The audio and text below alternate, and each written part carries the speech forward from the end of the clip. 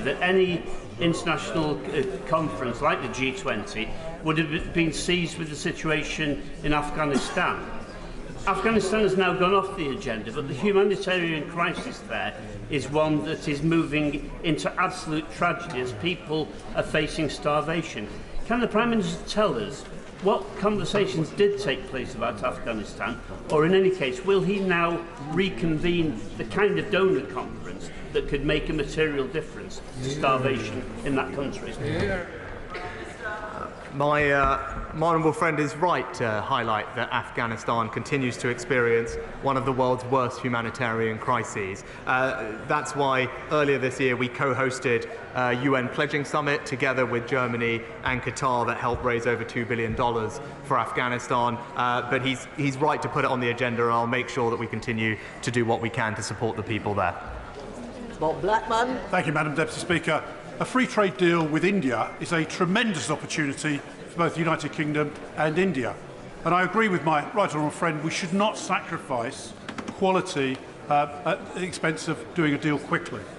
However, during his discussions with Prime Minister Narendra Modi, what obstacles did he actually clear so that we can actually get on with the free trade deal that we all want to see? Well, I know my honourable friend has rightly been a significant champion of this deal and our relationships with India. I'm pleased to have his support. Now, without negotiating for all these things in public, I'm pleased that the majority of the substantive negotiations conversations were concluded by the end of October. We will now work at pace with the Indian teams to try and resolve the issues and come to a mutually satisfactory conclusion. We're a house.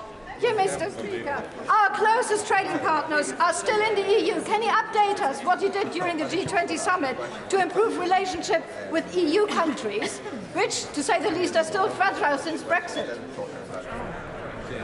Mr. Deputy Speaker, we may have left the EU, but we have not left Europe, and it's important that we maintain strong and positive relationships with our European partners and allies. That's very much what I intend to do, and I'm pleased that those conversations have been going well. Tom Hunt. Thank you very much, Mr. Speaker. I'm glad that the situation regarding refugees all over the world was discussed, but no debate on refugees can be complete without a discussion about the plight of the Rohingya. Could my right honourable friend confirm to me that world leaders considered and had a discussion about further support we can provide to Rohingya refugees, who are the largest refugee camp in the world and one of great concern for my constituents? Prime Minister. Well, I know this is an issue of concern for my honourable friend, and it's right that he raises it and champions the case. I'm pleased to tell him that we have sanctioned those people responsible, and we will continue to make sure that we can provide whatever support we can to the people who need our help. John Trickett. Grateful, Mr. Speaker.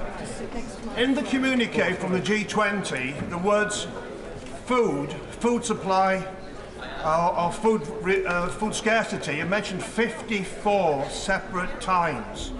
And it's good that Britain's taking part of a global community's fight to make sure that food is properly distributed. But last year, before the Ukraine war, 1 in 9 Britons were driven to use a food bank. Isn't it clear it wasn't disruption of food which was the problem, it was poverty. Poverty driven by number 10 and number 11 when he was in the Treasury. And isn't it clear that for the poor of Britain, this is a nightmare, that hunger is a nightmare created by Downing Street? Well, Mr. Speaker, the Chancellor is about to deliver a statement that's going to ensure that our economy is strong, that we support the most vulnerable, and we have a clear platform for growth. I'd urge the honourable gentleman to wait for it. Thank you, Mr. Speaker. Peace on the continent must be restored. It's a fact that no one in Europe is truly safe until Putin fails.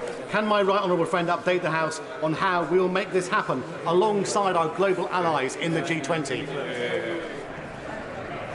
Well, Mr. Speaker, what's important is that Russia understands that the global community speaks with one voice in condemning its illegal and barbaric actions. I'm pleased that the G20 communique expresses that sentiment, as many more countries are joining our efforts to stand up to Russian aggression and support Ukraine. Margaret Farray. Mr. Speaker, During talks on the CPTPP, did the Prime Minister convey the concerns of the UK's fantastic food and farming industries? And what assurances was he able to obtain that these industries will be considered and protected as negotiations continue? Well, Mr. Speaker, I stand by our commitment not to compromise the United Kingdom's high environmental, animal welfare and food safety standards, and will ensure that our trade deals open up new markets for British farmers. Luke Evans.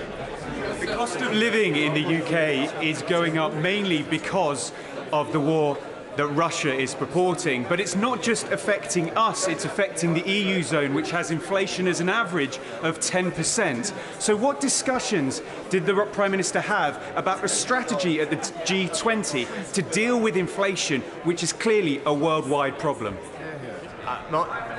My honourable friend is absolutely right to highlight the global nature of these challenges that we are facing, in part caused by Russia's aggression. The G20 communique is clear on responsibility of individual countries to ensure financial stability, and as it says, that means delivering long-term fiscal sustainability, and that's what this Chancellor will deliver. Jim Shannon. Mr. Speaker, can I thank the Prime Minister very much for his statement and for his strong stance on behalf of the United Kingdom of Great Britain and Northern Ireland. We thank you for that. The actions of Putin and his regime have driven 2/3 of the G20 countries into economic distress, raised inflation for us in this country by 10 to 11%, and talk of a recession are prevalent for many countries. Russia is the enemy within in the G20. What is the Prime Minister doing to align with all other G20 countries to ostracise Russia and to reduce their influence and indeed, if possible, their very membership of the G20?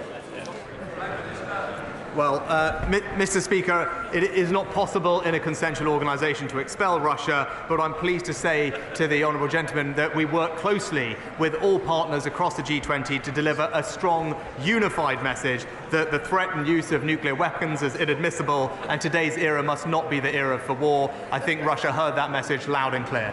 Aaron Bell. Thank you, Mr. Speaker. I share my right honourable friend's view that China presents a systemic challenge to the West. We've just seen in Russia how an authoritarian action can use their role in our supply chains to do damage to the global economy. So can my right honourable friend confirm that when we do engage with China on global issues like climate change or public health, he'll never do so at the expense of our national or economic security? I can absolutely give my honourable friend that assurance. We will always be robust in defending our values and our interests, and that starts with our national security. Jill Morrow. Thank you, Mr. Speaker. Thank you very much. The government's mishandling of the Northern Ireland Protocol negotiations is acting as a barrier to trade deals and to scientific collaboration. The Prime Minister says he was much influenced by his time at Stanford.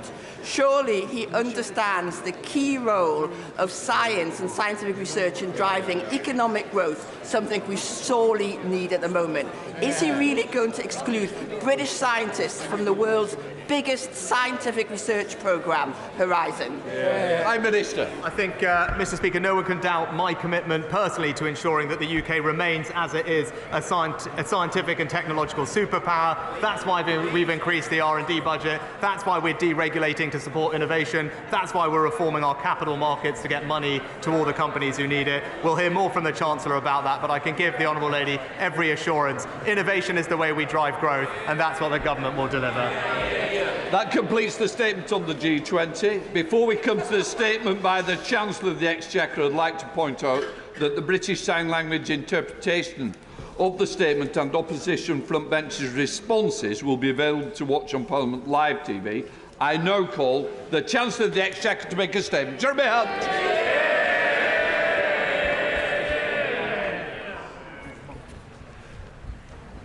Mr. Speaker, in the face of unprecedented global headwinds, families, pensioners, businesses, teachers, nurses and many others are worried about the future. So today we deliver a plan to tackle the cost of living crisis and rebuild our economy. Our priorities are stability, growth and public services. We also protect the vulnerable because to be British is to be compassionate, and this is a compassionate Conservative government. We are not alone in facing these problems, but today we respond to an international crisis with British values. We are honest about the challenges, and we are fair in our solutions. Yes, we take difficult decisions to tackle inflation and keep mortgage rates down. But our plan also leads to a shallower downturn, lower energy bills, higher growth, and a stronger NHS and education system. Three priorities then today: stability, growth, and public services. I start with stability. Mr. Speaker, high inflation is the enemy of stability. It means higher mortgage rates, more expensive food and fuel bills, businesses failing and unemployment rising. It erodes savings, causes industrial unrest and cuts funding for public services. It hurts the poorest the most and eats away at the trust upon which a strong society is built. The Office for Budget Responsibility confirms global factors are the primary cause of current inflation. Most countries are still dealing with the fallout from a once-in-a-century pandemic. The furlough scheme, the vaccine rollout and the response of the NHS did our country proud, but they all have to be paid for. The lasting impact on supply chains has made goods more expensive and fuelled inflation, and this has been worsened by a made-in-Russia energy crisis. Putin's war in Ukraine has caused wholesale gas and electricity prices to rise to 8 times their historic average. Inflation is high here, but higher in Germany, the Netherlands and Italy. Interest rates have risen here, but faster in the US, Canada and New Zealand. Growth forecasts have fallen here, but fallen further in Germany. The International Monetary Fund expects 1/3 of the world's economy to be in recession this year or next. So the Bank of England, which has done an outstanding job since its independence, now has my wholehearted support in its mission to defeat inflation, and I today confirm we will not change its remit.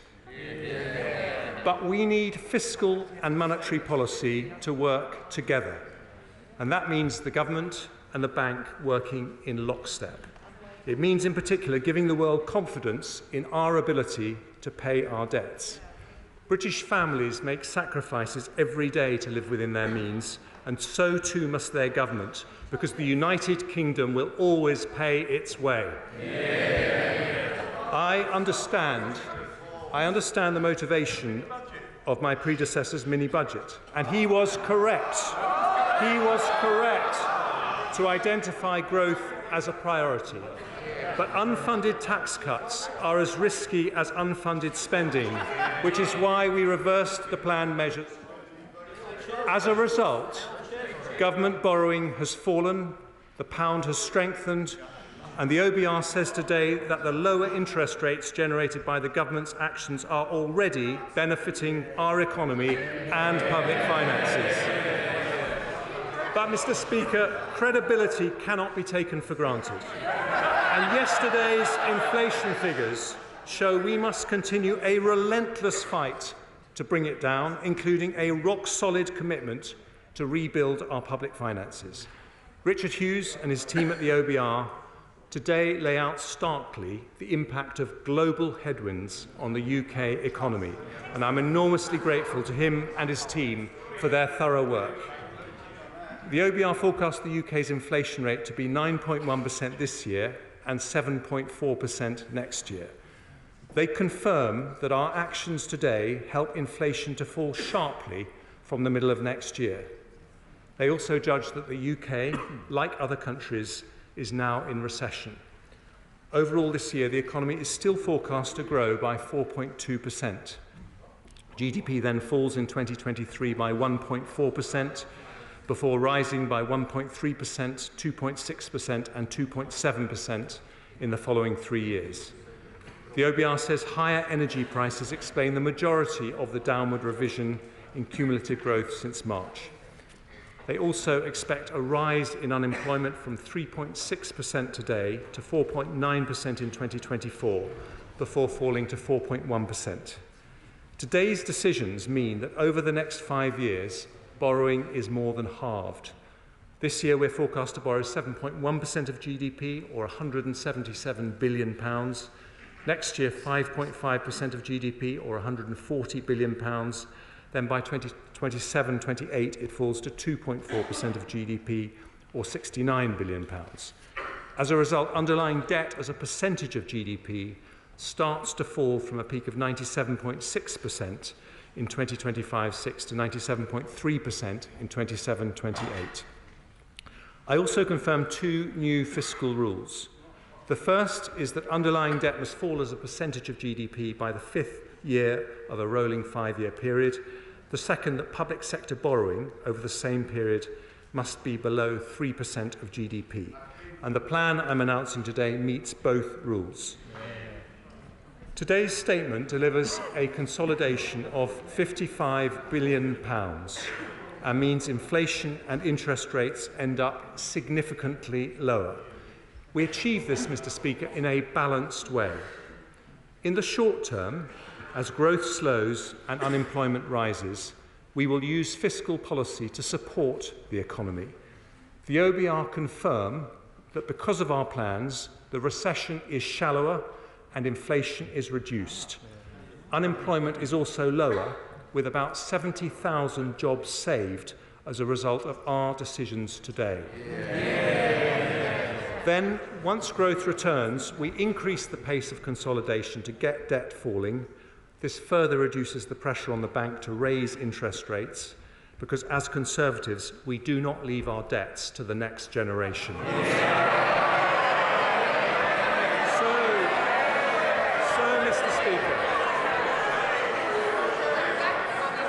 So, Mr. Speaker, this is a balanced path to stability, tackling inflation to reduce the cost of living and protect pensioners' savings whilst supporting the economy on a path to growth. But it means taking difficult decisions. Anyone who says there are easy answers is not being straight with the British people. Some argue for spending cuts, but that would not be compatible with high-quality public services. Others say savings should be found by increasing taxes, but Conservatives know that high-tax economies damage enterprise and erode freedom. We want low taxes and sound money, but Conservatives know sound money has to come first, because inflation eats away at the pound in people's pockets even more insidiously than taxes. So with just under half of the £55 billion consolidation coming from tax and just over half from spending, this is a balanced plan for stability. I turn first to our decisions on tax. I have tried to be fair by following 2 broad principles. Firstly, we ask those with more to contribute more, and secondly, we avoid the tax rises that damage growth. Although my decisions today do lead to a substantial tax increase, we have not raised headline rates of taxation, and tax as a percentage of GDP will increase by just 1% over the next 5 years. I start with personal taxes. Asking more from those who have more means that the first difficult decision I take on tax is to reduce the threshold at which the 45p rate becomes payable from £150,000 to £125,140. Those earning £150,000 or more will pay just over £1,200 more in tax every year. We're also taking difficult decisions on tax-free allowances. I'm maintaining at current levels the income tax personal allowance, higher rate threshold, main national insurance thresholds and the inheritance tax thresholds for a further 2 years, taking us to April 2028. Even after that, we'll still have the most generous set of tax-free allowances of any G7 country. I'm also reforming allowances on unearned income. The dividend allowance will be cut from £2,000 to £1,000 next year and then to £500 from April 24. The annual exempt amount for capital gains tax will be cut from £12,300 to £6,000 next year and then £3,000 from April 24.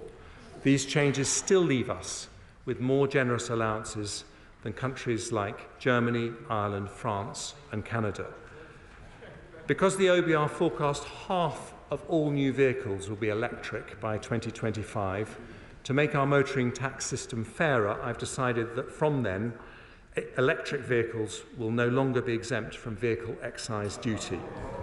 Company car tax rates will remain lower for electric vehicles, and I've listened to industry bodies and will limit rate increases to 1 percentage point a year for 3 years from 2025.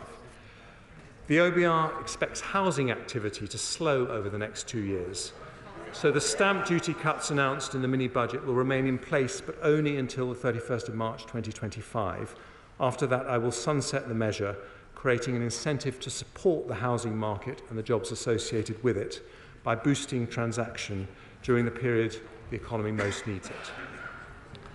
I now turn to business taxes. While I've decided to freeze the employer's NICS threshold until April 2028, we will retain the employment allowance at its new higher level of £5,000. This means 40% of all businesses will pay no NICS at all. The VAT threshold is already more than twice as high as the EU and OECD averages. I will maintain it at that level until March 26. My right honourable friend the Prime Minister successfully negotiated a landmark international tax deal to make sure multinational corporations, including big tech companies, pay the right tax in the countries they operate. I will implement these reforms, making sure the UK gets our fair share. Yeah. Alongside further measures to tackle tax avoidance and evasion, this will raise an additional £2.8 billion by 27-28. I've also heard concerning reports of abuse and fraud in R&D tax relief for SMEs, so I've decided today to cut the deduction rate for the SME scheme to 86% and the credit rate to 10%, but increase the rate of the separate R&D expenditure credit from 13% to 20%. Despite raising revenue, the OBR have confirmed that these measures have no detrimental impact on the level of R&D investment in the economy. Ahead of the next budget, we'll work with industry to understand what further support R&D intensive SMEs may require. Next, windfall taxes. I have no objection to windfall taxes if they are genuinely about windfall profits caused by unexpected increases in energy prices. But I know the honourable members opposite are getting excited at the talk of windfall taxes. Can I just say that any such tax should be temporary, not deter investment, and recognise the cyclical nature of energy businesses. So, taking account of this, I've decided that from January the 1st until March 28, we will increase the energy profits levy from 25% to 35%. The structure of our energy market also creates windfall profits for low-carbon electricity generation. So from January the 1st, we've decided to introduce a new temporary 45% levy on electricity generators. Together, these measures raise £14 billion next year. Finally, I turn to business rates. It's an important principle that bills should accurately reflect market values. So we'll proceed with the revaluation of business properties from April 23. But I will soften the blow on businesses with a nearly £14 billion tax cut over the next 5 years. Nearly 2/3 of properties will not pay a penny more next year, and thousands of pubs, restaurants and small high street shops will benefit. This will include a new government-funded transitional relief scheme, as called for by the CBI, the British Retail Consortium, the Federation of Small Businesses and others, benefiting around 700,000 businesses. Mr. Speaker, our plan for the cost of living delivers lower inflation, lower mortgage rates, a shallower downturn and lower unemployment. but it also involves public spending discipline. So I turn next to how we protect public services through a challenging period. The Prime Minister's vision for this country has at its heart a strong NHS and world-class education. We know that a strong economy depends on strong public services, so we will protect them as much as we can as we deliver our plan for stability and growth. We do have to take difficult decisions on public finances, so we're going to grow public spending, but we're going to grow it more slowly than the growth in the economy. For the remaining 2 years of the spending review, we'll protect the increases in departmental budgets we've already set out in cash terms, and then grow resource spending at 1% a year in real terms in the 3 years that follow. Although departments will have to make efficiencies to deal with inflationary pressures in the next 2 years, this decision means overall spending in public services will continue to rise in real terms for the next 5 years. Before I turn to our plan for schools and the NHS, I start with 2 other areas of spending. The Department for Work and Pensions has a critical role in supporting people into work, and I am proud to live in a country with one of the most comprehensive safety nets anywhere in the world. But I am also concerned that we've seen a sharp increase in economically inactive working-age adults of around 630,000 people since the start of the pandemic. Employment levels have yet to return to pre-pandemic levels, which is bad for businesses who cannot fill vacancies and bad for people missing out on the opportunity to do well for themselves and their families. So the Prime Minister has asked the Work and Pensions Secretary to do a thorough review of issues holding back workforce participation to conclude early in the new year. Alongside this, I am also committed to helping people already in work to raise their incomes, progress in work and become financially independent. So we will ask over 600,000 more people on universal credit to meet with a work coach so that they can get the support they need to increase their hours or earnings. I've also decided to move back the managed transition of people from employment and support allowance onto universal credit to 2028 and will invest an extra £280 million in DWP to crack down on benefit fraud and error over the next 2 years. And the government's review of the state pension age will also be published in early 2023. Our security at home depends on our security overseas. So I turn next to defence and other international commitments. The privilege of being this country's Foreign Secretary showed me firsthand the enormous respect in which this country is held, because the United Kingdom is and has always been a force for good in the world. Nothing sums that up more than the courage of our armed forces, men and women who risk their lives every day in defence of our territory and our belief in freedom. Alongside them, I salute the citizens of another country right on the front line of that fight today, the brave people of Ukraine. Yeah. The United Kingdom has given their military support worth £2.3 billion since the start of Putin's invasion, the second highest contribution in the world after the United States, which demonstrates that our commitment to democracy and open societies remains steadfast. In that context, the Prime Minister and I both recognise the need to increase defence spending. But before we make that commitment, it's necessary to revise and update the integrated review written as it was before the Ukraine invasion. And I've asked for that vital work to be completed ahead of the next budget, and today confirm we will continue to maintain the defence budget at least 2% of GDP to be consistent with our NATO commitment. Another important international commitment is to overseas aid. The OBR's forecasts show a significant shock to public finances, so it won't be possible to return to the 0.7% target until the fiscal situation allows. We remain fully committed to that target, And the plans that I've set out today assume that ODA spending will remain around 0.5% for the forecast period. As a percentage of GNI, we were the third highest donor in the G7 last year, and I am proud our aid commitment has saved thousands of lives around the world. So I look forward to working closely with my right honourable friend, the member for Sutton Coldfield, now rightly back in his place in Cabinet, to make sure we continue to play a leadership role in tackling global poverty. The United Kingdom has also been a global leader on climate change, cutting emissions by more than any other G20 country.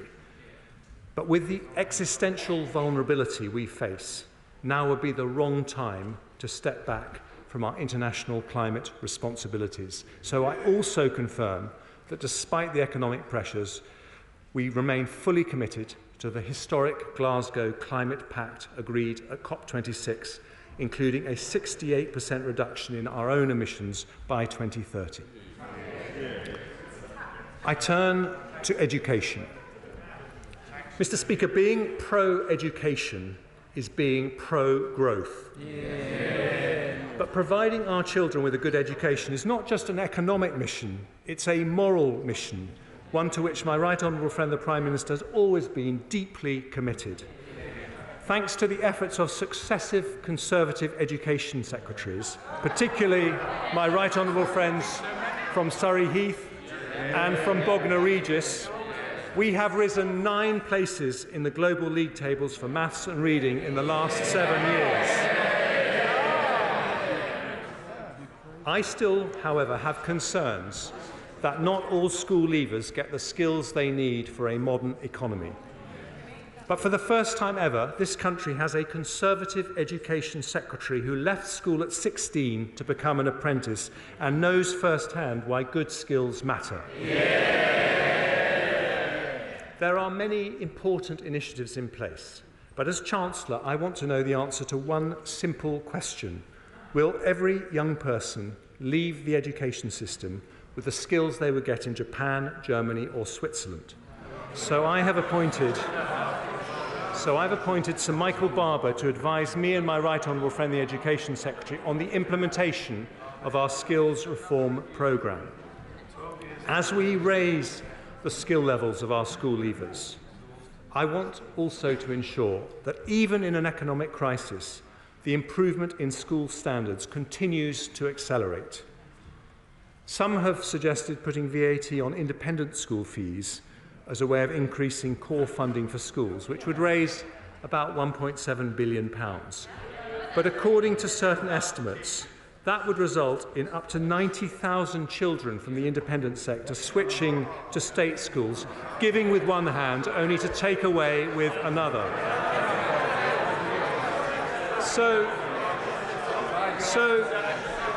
So instead of being ideological, I'm going to be practical.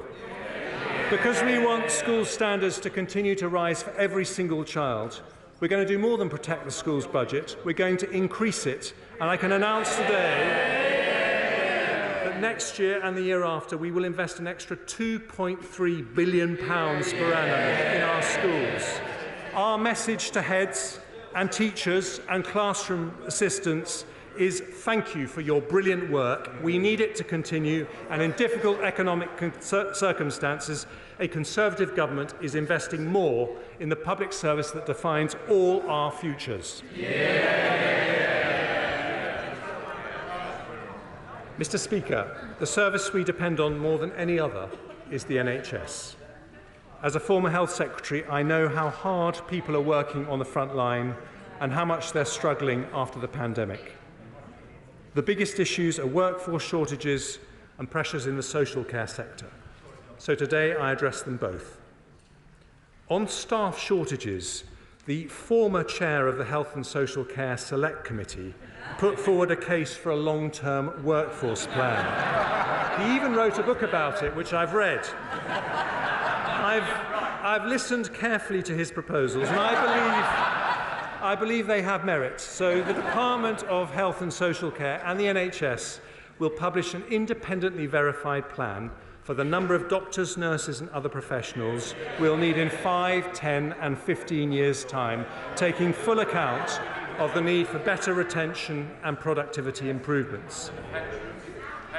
I've also listened to extensive representations about the challenges facing the social care sector. It did a heroic job looking after children, disabled adults and older people during the pandemic.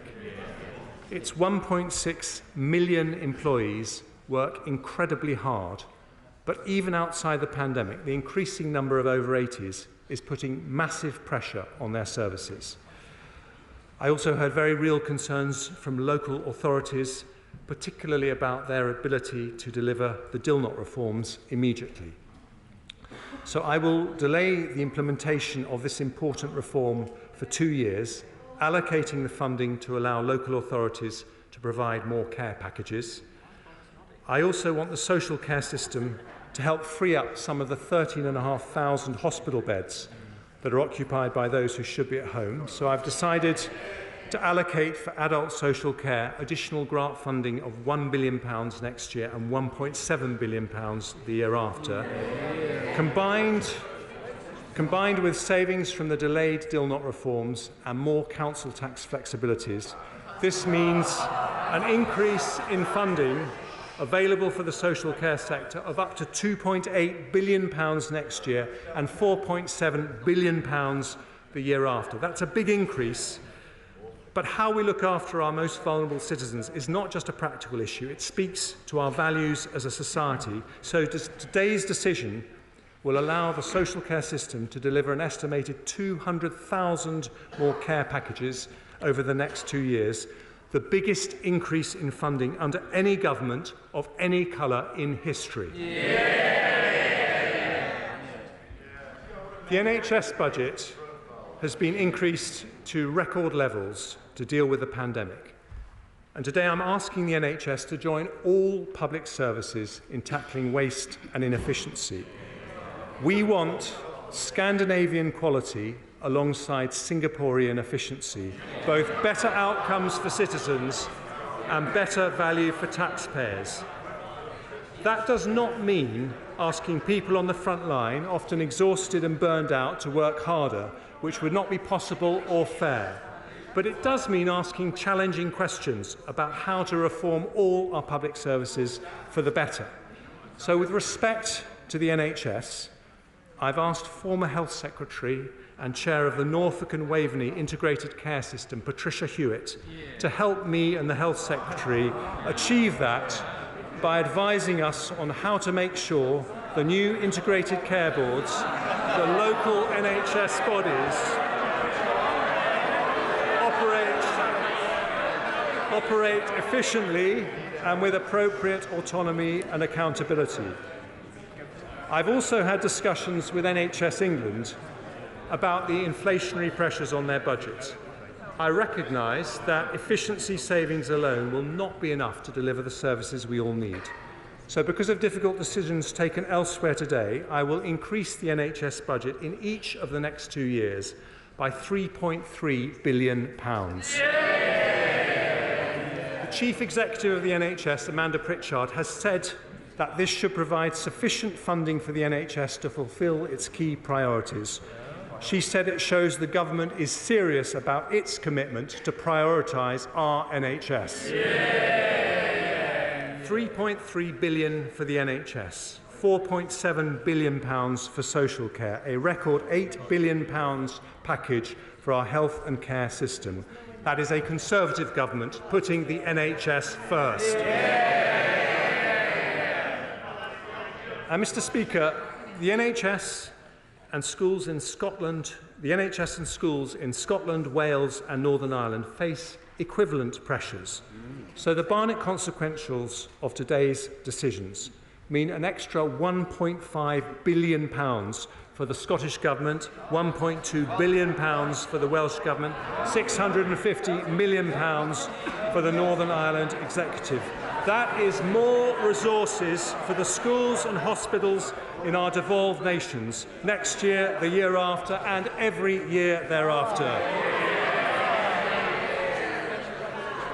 Mr. Speaker, our support for public services means that despite needing to find £55 billion in savings and tax rises, we are protecting the amount going into public services in real terms over the 5-year period. But if we're going to sustain our public services and avoid a doom loop of ever higher taxes and ever lower dynamism, we need economic growth. So I now turn, well, they've never been interested in growth, but we on this side of the House are.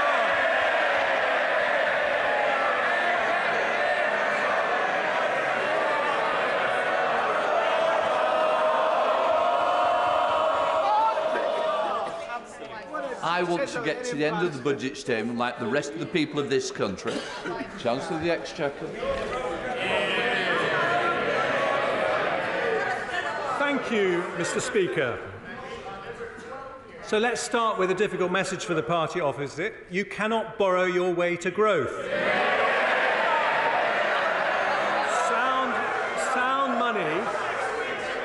Sound money is the rock.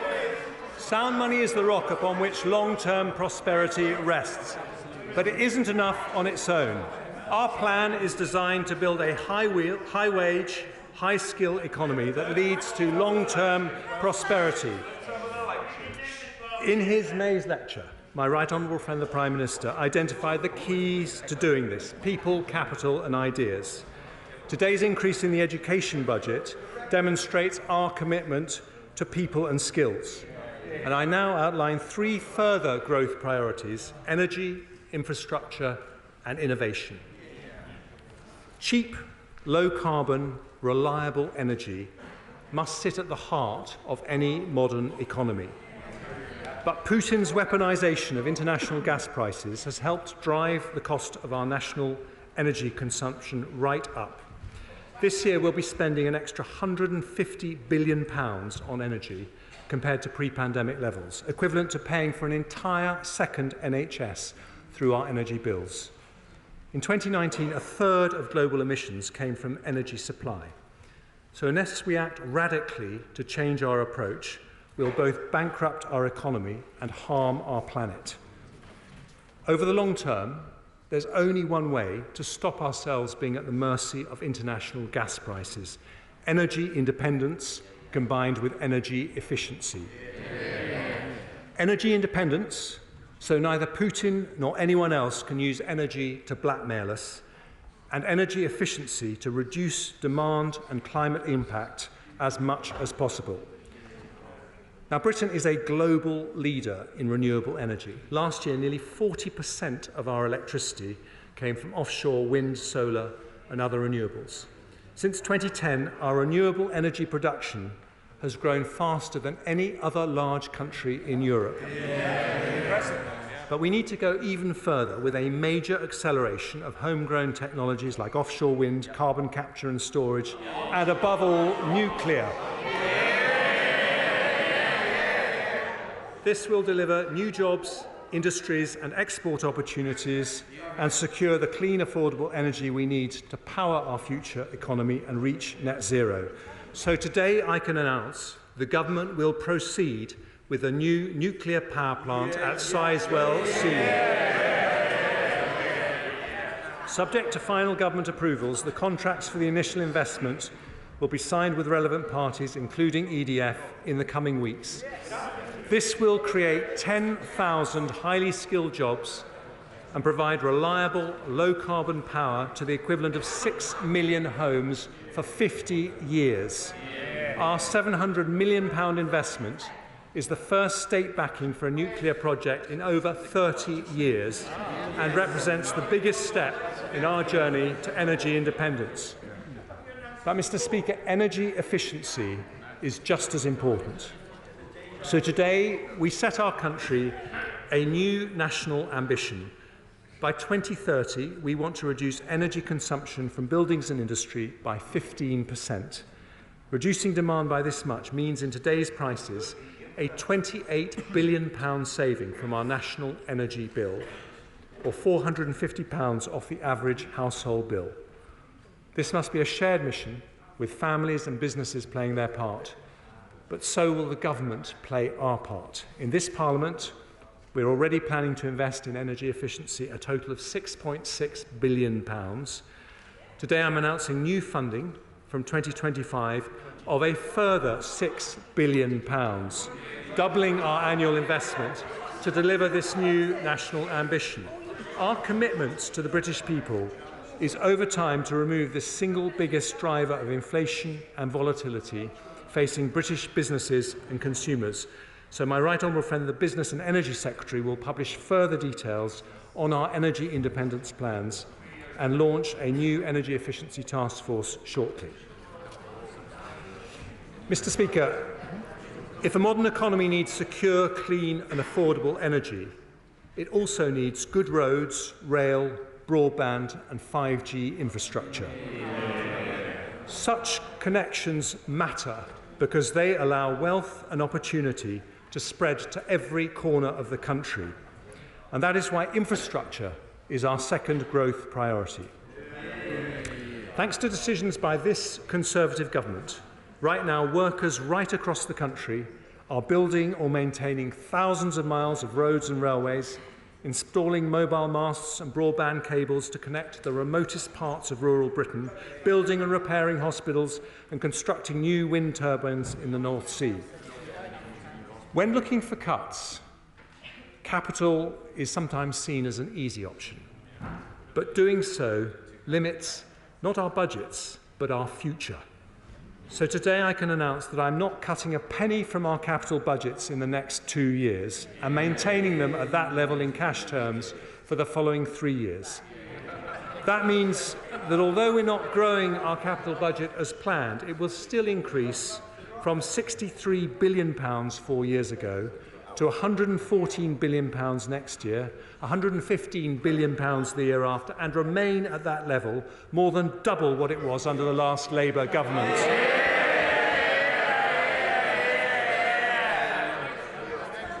Smart countries build on their long-term commitments rather than discard them.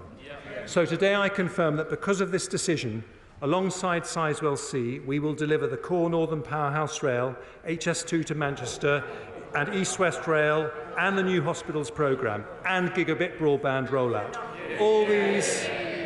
All these and more will be funded as promised, with over £600 billion of investment over the next 5 years to connect our country and grow our economy. Our National Conservative mission is to level up economic opportunity across the country. And that too needs investment in infrastructure. So I will also proceed with round 2 of the Levelling Up Fund, at least matching the £1.7 billion value of round 1. We'll also drive growth across the UK by working with the Scottish Government on the feasibility study for the A75, supporting the Advanced Technology Research Centre in Wales, and funding a trade and investment event in Northern Ireland next year. But to unlock growth right across the country, we need to make it easier for local leaders to make things happen without banging on a Whitehall door. Our brilliant mayors, like Andy Street and Ben Houchin, have shown the power of civic entrepreneurship. We need more of this inspirational local leadership. So today I can announce a new devolution deal that will bring an elected mayor to Suffolk and deals to bring mayors to Cornwall, Norfolk and an area in the North East to follow shortly. We're also making progress towards trailblazer devolution deals with the Greater Manchester Combined Authority and West Midlands Combined Authority, and soon over half of England will be covered by devolution deals. Taken together, that £600 billion investment in our future growth represents the largest investment in public works for 40 years. So our children and grandchildren can be confident that this Conservative government is investing in their future. Yeah. Energy and infrastructure. And now our third growth priority, innovation. Mr. Speaker, we have a national genius for innovation. Britain is the land of Newton, Darwin, Fleming, Faraday, Franklin, Gilbert and Berners-Lee, the home of 3 of the world's top 10 universities. the country with the largest life science and technology sectors in Europe. Thanks to successive Conservative governments, we remain a science superpower. And I salute the work of the former Chancellor George Osborne, my right honourable friend from Tunbridge Wells, and my honourable friend the Science Minister and member for Mid Norfolk, for laying the vital foundations to make this possible. 21st century economies will be defined by new developments in artificial intelligence, quantum technologies and robotics. But we need to be better at turning world-class innovation into world-class companies. So as a former entrepreneur, I had to get that in somewhere, I want to combine our technology and science brilliance with our formidable financial services to turn Britain into the world's next Silicon Valley. Yeah. We learned from the success of Nigel Lawson's Big Bang in 1986 that smart regulatory reform can spur investment from all over the world. So today, using our Brexit freedoms, I confirm the next steps in our supply-side transformation. By the end of next year, we will decide and announce changes to EU regulations in our 5 growth industries: digital, life sciences, green industries, financial services and advanced manufacturing. And I've asked the Chief Scientific Officer, Sir Patrick Vallance, who did such a brilliant job in the pandemic, to lead our work on how to do this. The second lesson of Nigel Lawson's Big Bang is the most important driver of global success is not tax subsidies, but competition. So we will legislate to give the Digital Markets Unit new powers to challenge monopolies and increase the competitive pressure to innovate. To further spur competition, I've listened to requests from businesses, and today I'm removing import tariffs on over 100 goods used by UK businesses in their production processes, from car seat parts to bicycle frames. I'll also change our approach to investment zones, which will now focus on leveraging our research strengths by being centred on universities in left-behind areas to help build clusters for our new growth industries. My right honourable friend, the Levelling Up Secretary, will work with mayors, devolved administrations and local partners to achieve this, with the first decisions announced ahead of the spring budget. I've heard some speculation that we might cut the research and development budget today, but I believe that would be a profound mistake.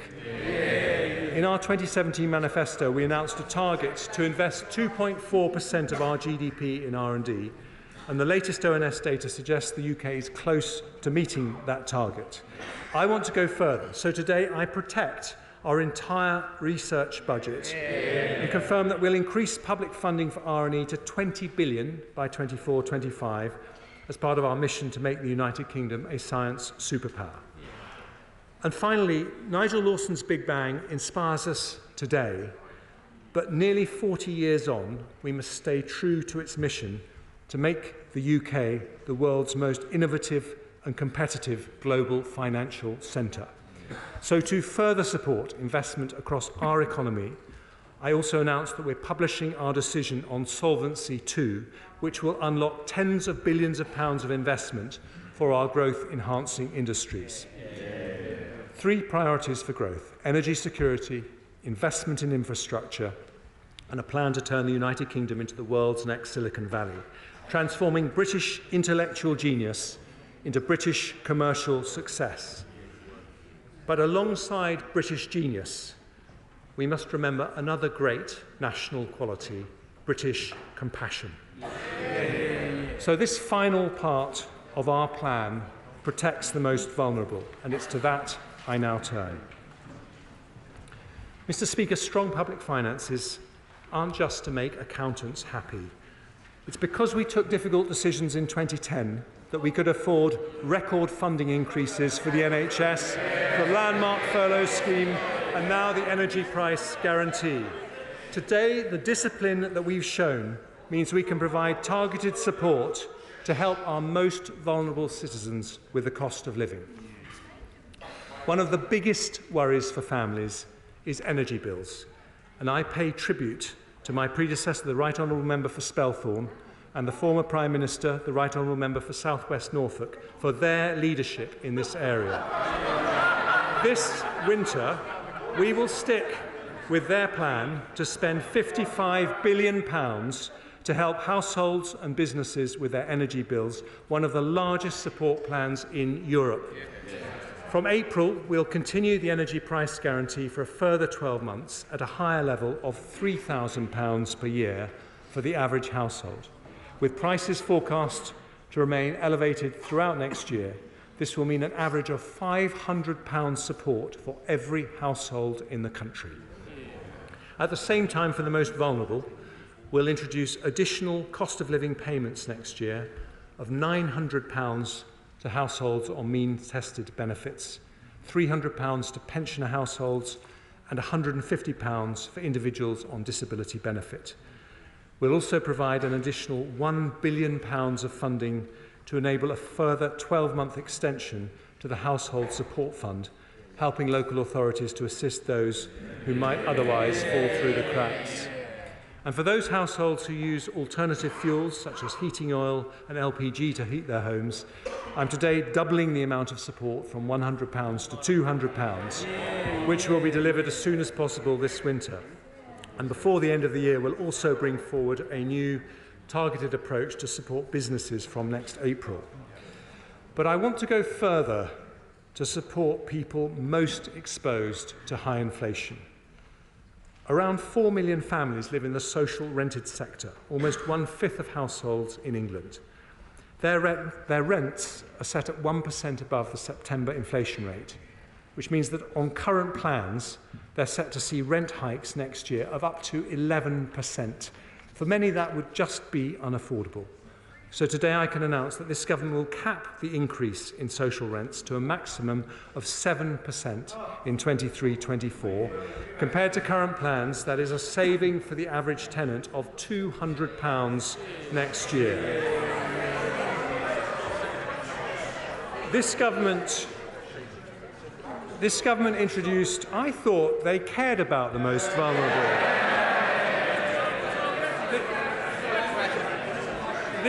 This government introduced the national living wage, which has been a giant step in eliminating low pay. So today, I'm accepting the recommendation of the Low Pay Commission to increase it next year by 9.7%. That means from April 23, the hourly rate will be £10.42, which represents an annual pay rise worth over £1,600 to a full-time worker. It's expected to benefit over 2 million of the lowest paid workers in our country and keeps us on track for our target to reach 2/3 of median earnings by 2024. And it is the largest increase in the UK's national living wage ever. Mr. Speaker, there have also been some representations to keep the uplift to working age and disability benefits below the level of inflation, given the financial constraints we face. But that would not be consistent with our commitment to protect the most vulnerable. So today I also commit to uprate such benefits by inflation with an increase of 10.1%. That is an expensive commitment costing £11 billion, but it means 10 million working-age families will see a much-needed increase next year, which speaks to our priorities as a government and our priorities as a nation. On average, a family on universal credit will benefit next year by around £600, and to increase the number of households who can benefit from this decision, I'll also exceptionally increase the benefit cap with inflation next year. Finally, Mr. Speaker, I've talked a lot about British values of compassion, hard work, dignity, fairness. There is no more British value than our commitment to protect and honour those who built the country we live in.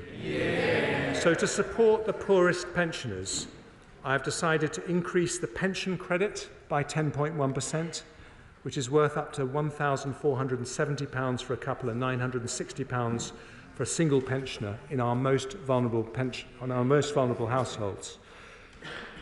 But the cost of living crisis is harming not just our poorest pensioners, but all pensioners.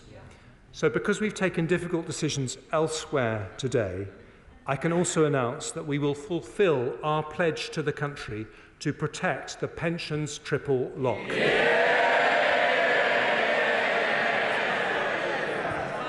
In April, the state pension will increase in line with inflation, an £870 increase, which represents the biggest ever increase in the state pension. And to the millions of pensioners who will benefit from this measure, I say now and always, this government is on your side. Mr. Speaker, there is a global energy crisis, a global inflation crisis, and a global economic crisis. But the British people are tough, inventive, and resourceful. We have risen to bigger challenges before. We aren't immune to these headwinds, but with this plan for stability, growth, and public services, we will face into the storm. There may be a recession made in Russia, but there is a recovery made in Britain.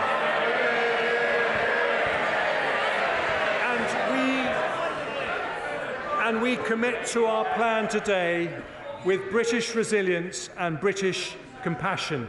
Because of the difficult decisions we take today, we strengthen our public finances, bring down inflation, protect jobs. We build the first state-backed nuclear power station for 30 years. We continue the biggest programme of capital investment for 40 years. We protect standards in schools, cut NHS waiting times, fund social care, cap energy bills, support those on benefits. We protect workers with the biggest ever increase in the national living wage, and our pensioners on the triple lock with the biggest ever increase in the state pension. This is a balanced plan for stability, a plan for growth, and a plan for public services. It shows that you don't need to choose either a strong economy or good public services. With Conservatives, and only with Conservatives, you get both. And I commend this statement to the House.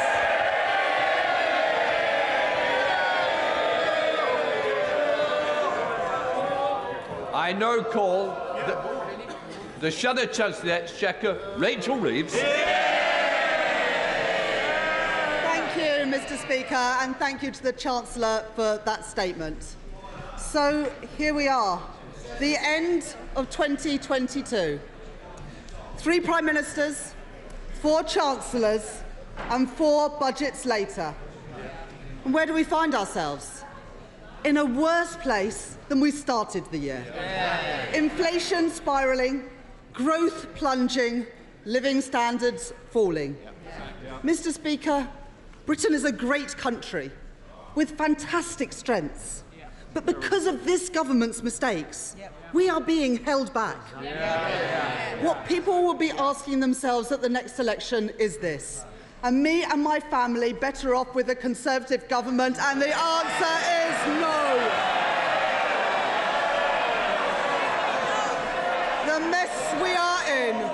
The mess we are in is the result of 12 weeks of Conservative chaos, but also 12 years of Conservative economic failure. Growth dismal, investment down, wages squeezed, public services crumbling. And what does the Chancellor have to offer today? More of the same, with working people paying the price for his failure. The Chancellor should have come here today to ask for forgiveness. At the very least, he could have offered an apology. But no, instead he says that his predecessor was correct in his analysis at the mini-budget, the mini-budget that put our economy into freefall. All the country got today was an invoice for the economic carnage that this government has created. Never again can the Conservatives be seen as the party of economic competence. Now, it's been clear for weeks what they wanted to do. Step 1, blame global factors. Step 2, pretend the mini-budget is nothing to do with any of them. Step 3, portray the Chancellor and Prime Minister as the people who can clear up the mess of their party's own making. And step 4, attempt to lay some so-called traps for the Labour Party. They've even had George Osborne in to advise them on how to party like it's 2010. But, Mr. Speaker, this isn't a game. This is about people's lives. This is about people's livelihoods. It's about their ability to pay the mortgage, their ability to pay the rent, and the ability to pay the bills after 12 years of Conservative stagnation that has left our country so much worse off. It's about the fact that when the global storm hits, we are uniquely exposed because of the choices that the Conservatives have made.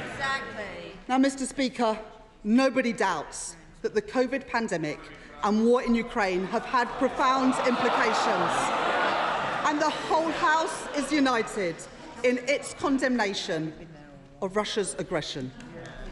But Britain's problems started before the COVID pandemic, and they started before Russia's illegal invasion of Ukraine. The UK has grown by an average of 1.4% a year under the Conservatives, compared to 2.1% a year in the Labour years before that. We are the only G7 economy that is still poorer than before the pandemic. As the Governor of the Bank of England told the Treasury Select Committee yesterday, the US has grown by 4.2% since the pandemic. The GDP of Eurozone countries is 2.1% higher, and yet the UK is 0.7% smaller than at the start of the pandemic. We aren't recovering. We are heading into recession, as the OBR has confirmed today. Now, the Governor described these differences as dramatic and as stark. How does the Chancellor describe them? And how does he explain them? This is the price of a decade of Tory choices and economic failure, and it is set to continue, with the IMF forecasting that out of the 38 most industrialised economies, the UK will have the slowest growth of any of them in the next 2 years. Now, the Chancellor is saying today that he will be honest. So let's be honest. No one was talking about cuts to public spending 2 months ago, and no other advanced economy is cutting spending or increasing taxes on working people as they head into recession. This government has forced our economy into a doom loop, where low growth leads to higher taxes, lower investment and squeezed wages, with a running down of public services, all of which hits economic growth again. And instead of learning from the mistakes of the last decade, they're simply repeating them. We need to break free from this vicious cycle of stagnation with fairer choices and a proper plan for economic growth. Now, the Chancellor and Prime Minister are trying to convince us that Britain faces problems that are nothing to do with them, that the mini-budget, which imposed a Tory mortgage premium, put pensions in peril and trashed our reputation around the world, was all just a bad dream. It's their Bobby Ewing strategy. Downing Street as Dallas. Old cast members return as if nothing had happened, with tangled plot lines to keep the audience. But the truth is, it has lost all credibility. And everyone knows it is long past time that this series was cancelled. And the problem for the British people is this. This is not a dream. This is the everyday nightmare of Tory Britain. Mr. Speaker, the Conservatives would have us believe that they are not responsible for the last 12 years of failure. In doing so, they take the British people for fools. Millions are already worried sick about how to make ends meet and are now facing the added stress of higher mortgage payments, the prospect of home ownership becoming more and more remote, and rents going through the roof. What does this mean? Family holidays cancelled, savings depleted, hopes for the future replaced by sleepless nights. And all of this on top of the fact that the average worker is earning less today than when the Tories came to power 12 years ago. the government has presided over the biggest wage squeeze in centuries. This was a crisis made in Downing Street, and it is ordinary working people who are paying the price. Now, Mr. Speaker, as I was coming into Westminster today, I read a timely warning from the police about pickpockets in the area.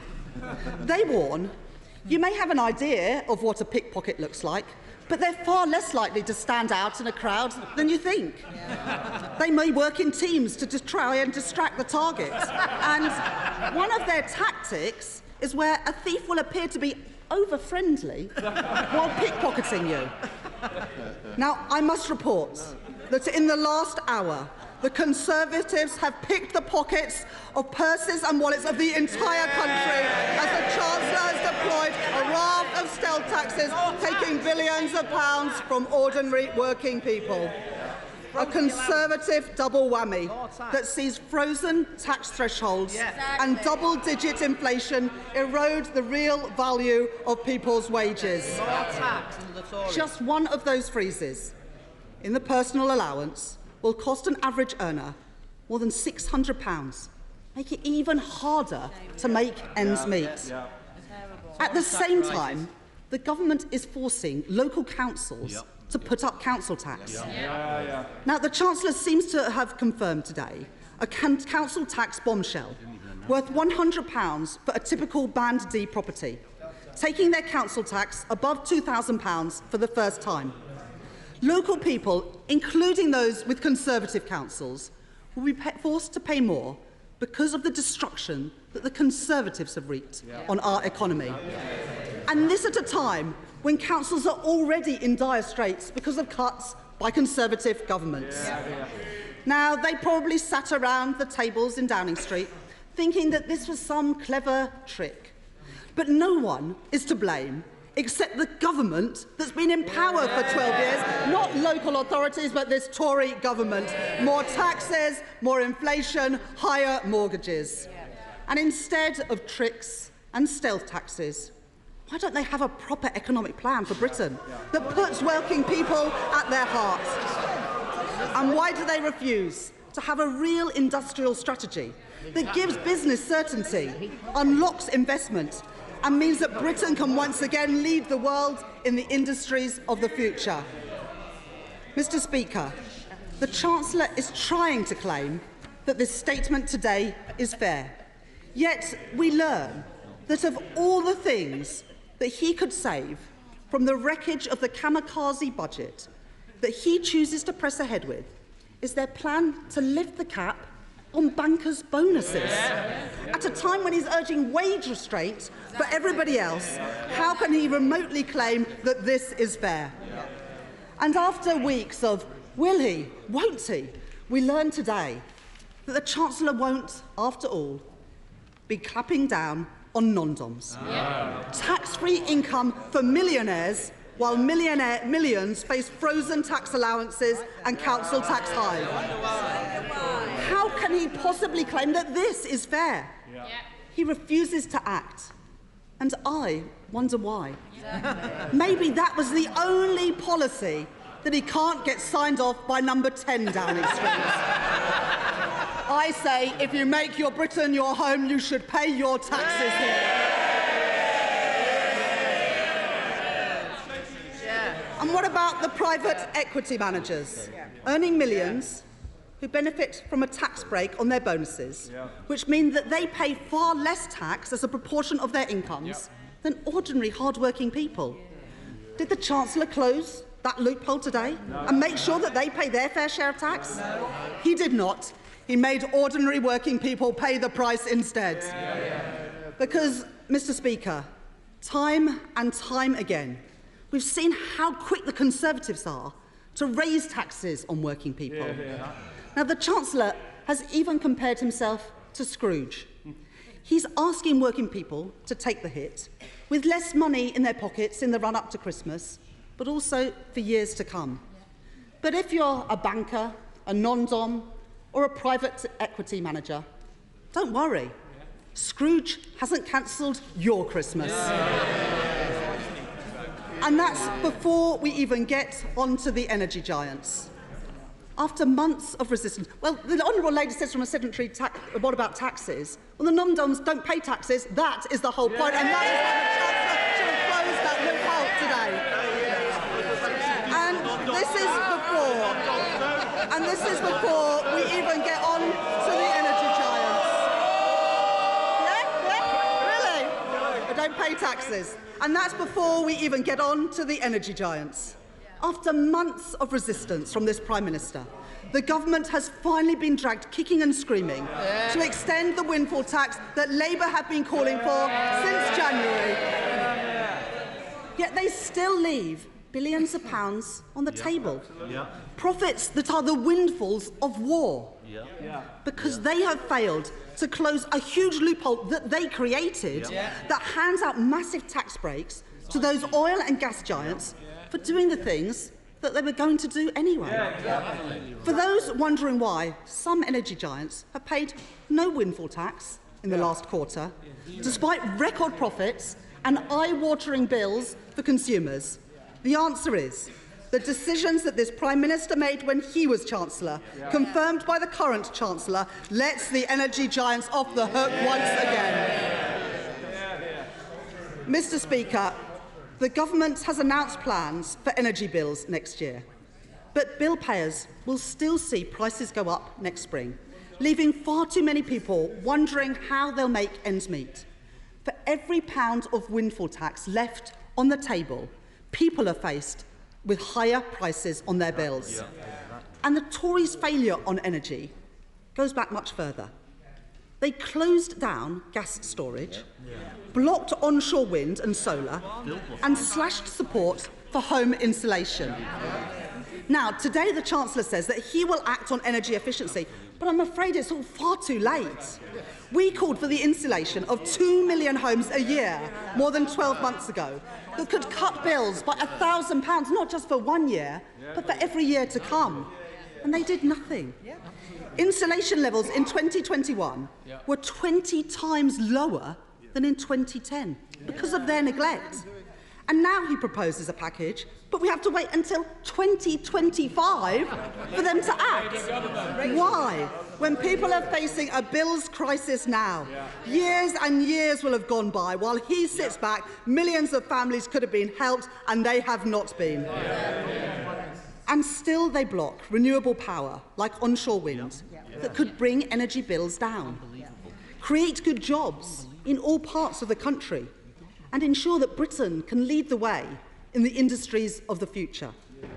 Clean power is the right solution to the energy price crisis, but yet again the Conservatives have failed. They have failed to protect us from future shocks, failed to tackle the cost of living crisis, and failed to take the decisions in our country's national interest. It is because they have failed to grow the economy that they are having to bring forward yet another statement with tax rises and spending cuts. The last Prime Minister and Chancellor embarked on a reckless sugar rush that abandoned fiscal rectitude, and they all cheered for it. But the current Prime Minister and Chancellor have given up on growth altogether. And how do we know? Because the Office of Budget Responsibility has seen their plans, and they've downgraded growth in the months and years ahead. Achieving the levels of growth this country needs isn't like flicking on a switch. We need a serious long-term plan to get our economy growing again, powered by the talents and efforts of millions of ordinary working people and thousands of businesses. We need a fairer, greener, more dynamic economy, creating good jobs in every part of the country, in homegrown renewables, in green hydrogen, in carbon capture and storage, with Labour's Green Prosperity Plan, with a modern industrial strategy where government works hand in hand with business, properly fixing business rates so that small businesses and our high street businesses thrive again, and fixing the holes in the government's Brexit deal to help UK businesses trade and compete in the world, and ensuring that Britain is the best place to start and grow a business. That is what a Labour government will do. Mr. Speaker, while our public services are struggling and working people are being stretched, the rampant waste and cronyism from this government continues apace. It does not seem to concern the Chancellor that his government dished out £3.5 billion of contracts to friends and donors of the Conservative Party. And the latest Prime Minister spent so much time when he was Chancellor practising his signature for his glossy Instagram graphics that he failed to put in place even the most simple checks on COVID support. That is why the former Treasury Minister, Lord Agnew, described the current Prime Minister's fraud failures as schoolboy errors. The Prime Minister left the doors to the vaults wide open to organised criminals and drugs gangs. They helped themselves to £6.7 billion of taxpayers' money, money that the government is failing to retrieve. And last month it was slipped out that the Taxpayer Protection Task Force set up to get this money back is being wound down. The government's just given up, and the Conservatives are turning yet again to our crucial public services to make up the money.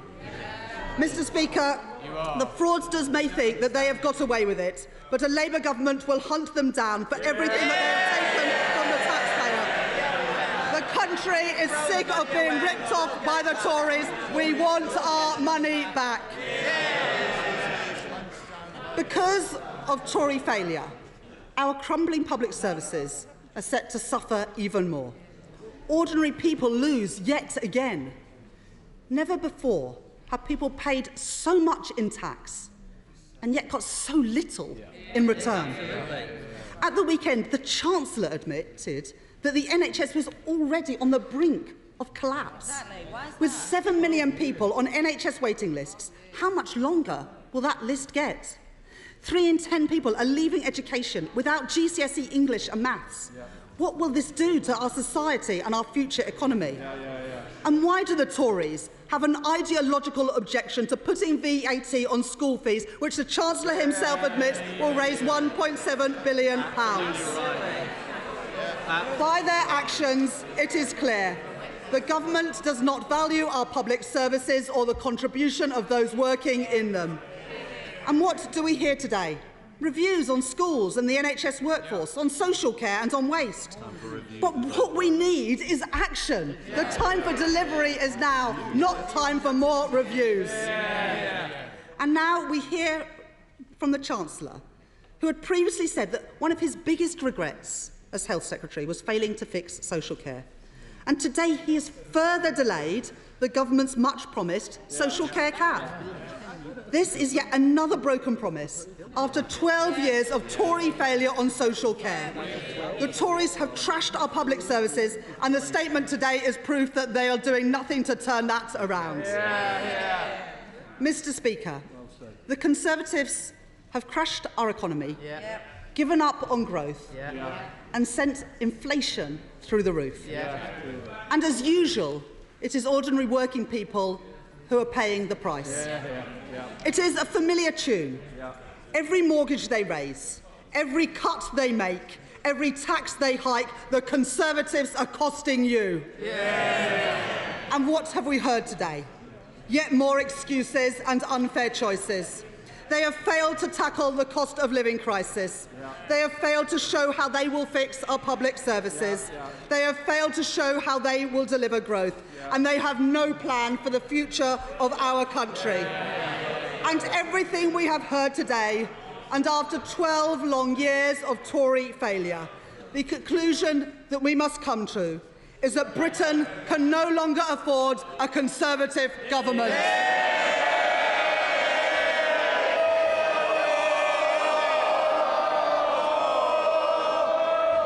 Right, let me start with the Chair of the Select Committee, Harriet Bowen. Thank you, Mr. Speaker. Bond.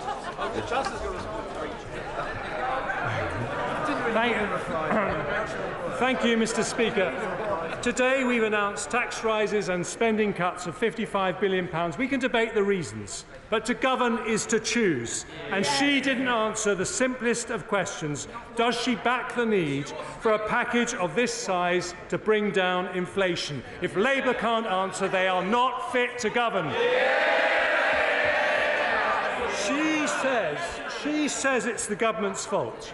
But with a made-in-Russia recession, a once-in-a-century pandemic, higher inflation in Europe, bigger cuts to growth in Germany, bigger interest rate hikes in America, to blame this on a mini-budget that was cancelled in 3 weeks is just not credible. Nor, Mr. Speaker, are her facts right.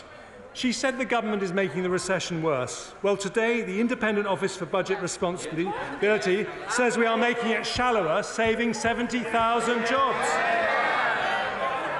She says this is austerity 2.0, but in the 2010 Parliament, spending fell about 3% a year.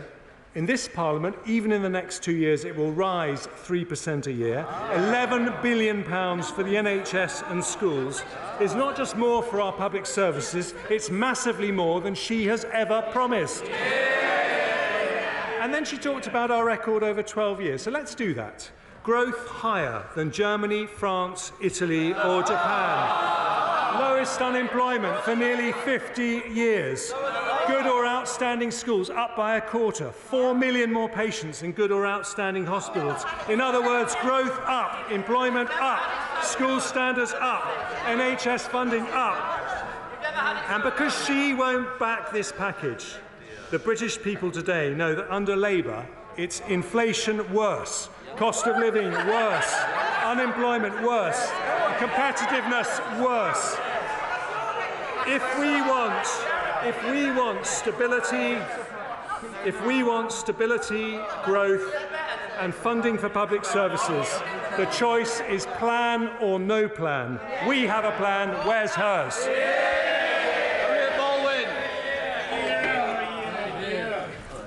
Thank you, Mr. Speaker, and it's good to see the return of the forecast from the official Office for Budget Responsibility, and I think we all remember why a Conservative government had to set up the Office for Budget Responsibility. We'll have them in front of our committee next Tuesday and we can question the underlying assumptions of the forecast. I welcome the fact that the Chancellor confirmed today that his announcements go with the grain of what the Bank of England is trying to do in bringing down inflation. That surely is the most important economic challenge for our country at the moment. But could I ask the Chancellor if he could elaborate a bit more on his thinking? He's tasked the Work and Pensions Secretary with helping those back into work who have left the workforce. And he's announced very welcome support for those on the welfare system of £900 next year. Can he talk us through his thinking in terms of some of those cliff edges and incentives to work? Well, can I welcome my honourable friend to her chairmanship of the Select Committee? I know she'll do a brilliant job. And she makes a very important point. First of all, it is essential that we work hand in glove with the Bank of England to bring down inflation. And today the OBR confirmed that inflation is lower because of the decisions that we take. And she's absolutely right to focus on the worrying increase in the economically inactive. That is not just causing supply chain problems for businesses, but it's also driving inflation. And that's why we're lucky we've got an excellent Work and Pensions Secretary who is going to make this his top priority in the work that he's doing for the Prime Minister, and he will bring his conclusions to this House as soon as possible. SNP spokesperson Alison Poole. Thank you, Mr. Speaker. The current Chancellor comes here today as the 7th Chancellor in 7 years, a mere 55 days after the last Chancellor came to this House to present his chaotic mini-budget. His predecessor managed to crash the economy in 26 minutes, but this Chancellor has spent the past 53 minutes trying to patch up those mistakes. The reality is that we will be all living with the disastrous consequences of Trussonomics for some time to come. He's brought forward new targets because he's failing to meet the old ones, and his difficult choices are of nothing compared to what many of our constituents face. The Tories spent the summer squabbling in a leadership contest when they should have been preparing for this difficult winter ahead. And now the UK is £30 billion worse off because of the incompetence of the Conservative Party. Scotland is paying a heavy price indeed for being in this union. And now we see the Tories attempting to cut their way out of a recession. It will not work. Public sector workers deserve a proper pay rise to face the cost of living crisis the Tories have created.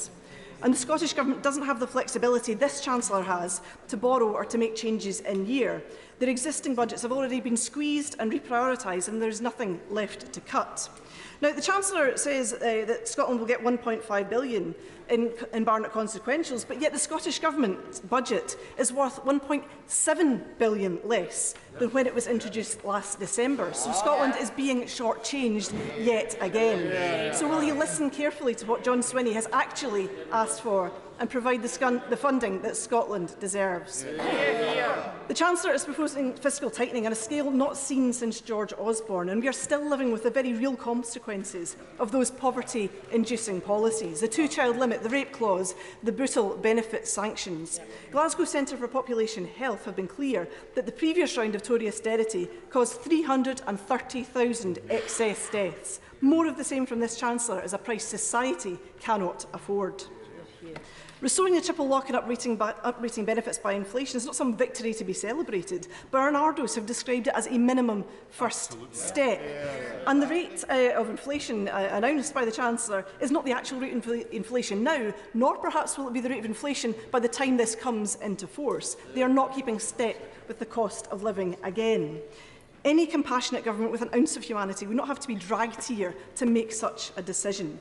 He talks about uprating the benefit cap. He should scrap the benefit cap.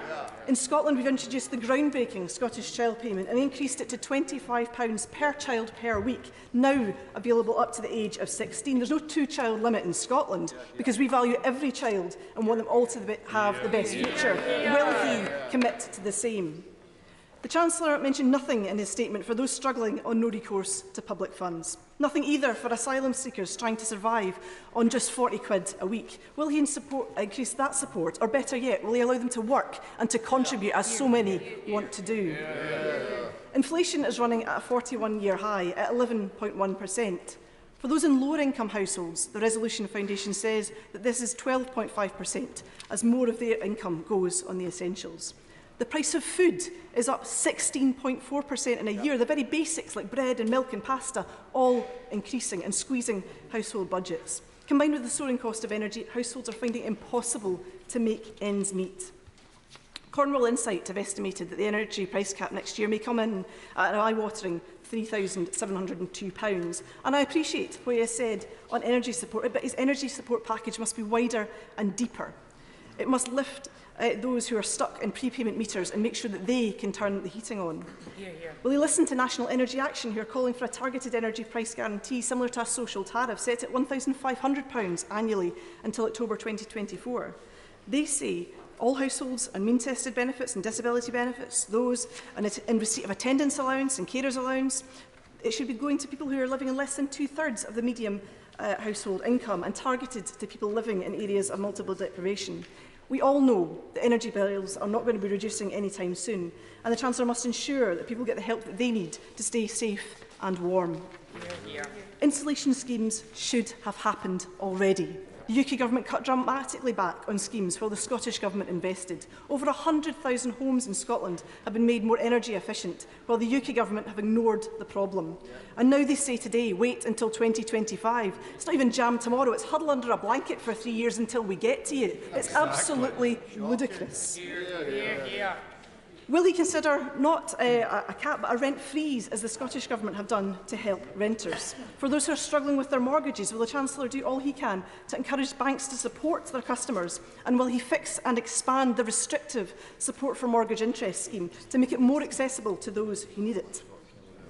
Mr Speaker, there's little in this statement to give hope to businesses. Many who managed to survive through the pandemic are now really struggling to keep going.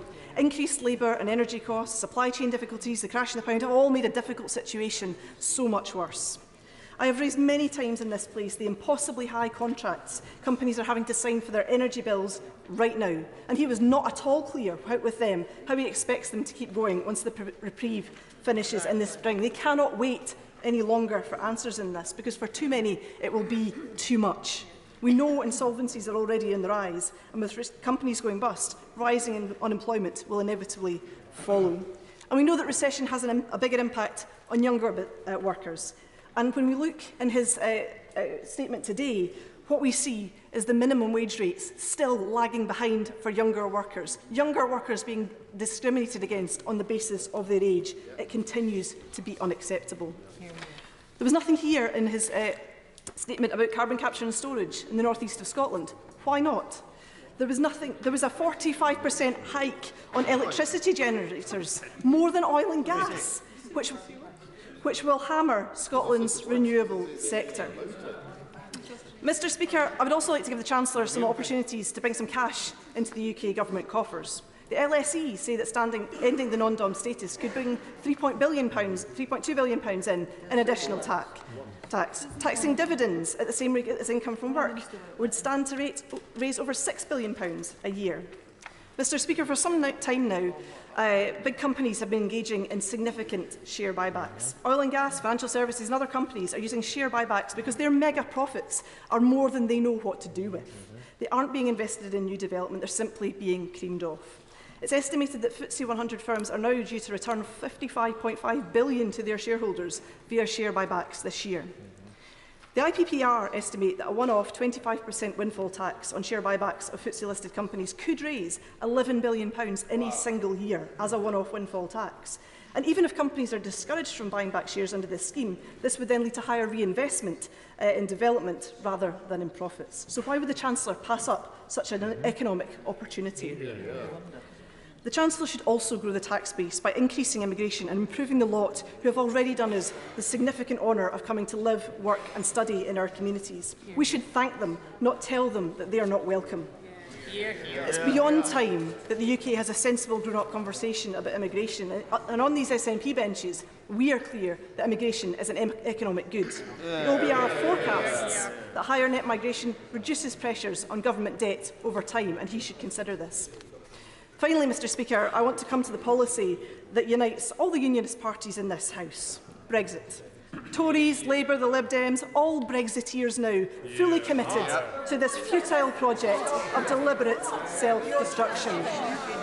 Dr Swati Dhingra of the Bank of England Monetary Policy Committee told the Treasury Select Committee yesterday, "It's undeniable now that we are seeing a much bigger slowdown in trade in the UK than in the rest of the world. Wages are lower, business investment's lower, and the UK is underperforming in both imports and exports. This political choice has brought us here today to the Chancellor's decisions, which will affect us all, but will hit the least well off the very hardest." The economist Michael Saunders said this week, if we hadn't had Brexit, we probably wouldn't be talking about an austerity budget. Put that on the side of a bus. Hear, hear. Mr Speaker, Scotland did not vote for this. We did not choose austerity and we did not choose Brexit. The OBR say that living standards are to fall by 7% over the next 2 years. It ought to be of no surprise to anybody that just shy of half of Scots think the UK won't exist in its current form in the next 5 years. This is a UK so weak that no one would wish to join it.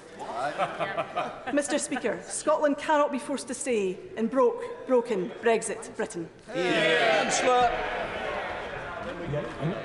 Mr Speaker, I thank her for her comments, but I do have to say she's complaining about economic instability damaging business in Scotland, but she supports the most destabilising policy of all, which is separation from the United Kingdom. She complained about Brexit, but 1 million voters in Scotland voted for Brexit, and we are implementing the will of the British people. Look, behind the sparring in this House, we actually have very good relations with the Scottish Government, and the Chief Secretary of the Treasury has already met with John Swinney, the Finance Minister, and we have good cooperation. I do need to correct her on one point. She said that we're not investing in energy efficiency. What I said, if she listened to my words, is that this Parliament, we are spending £6.6 billion in energy efficiency, and there will be a further £6 billion from 2025. Now, I understand that separation means more to her than anything else in politics. But families in Scotland today heard other things. They heard £600 million for the Scottish NHS, £385 million for schools, over £4 billion to help Scottish families with their energy bills, and that's on top of £4 billion to build the latest frigates. And that is because we are more than neighbours. We are family, and Conservatives always back families. Theresa May. Thank you. Thank you, Mr. Speaker. Can I welcome and commend my right honourable friend and the government for their commitment to sound money and sound public finances? Can I also welcome the commitment my right honourable friend has given to innovation and R&D in developing and rebuilding our economy?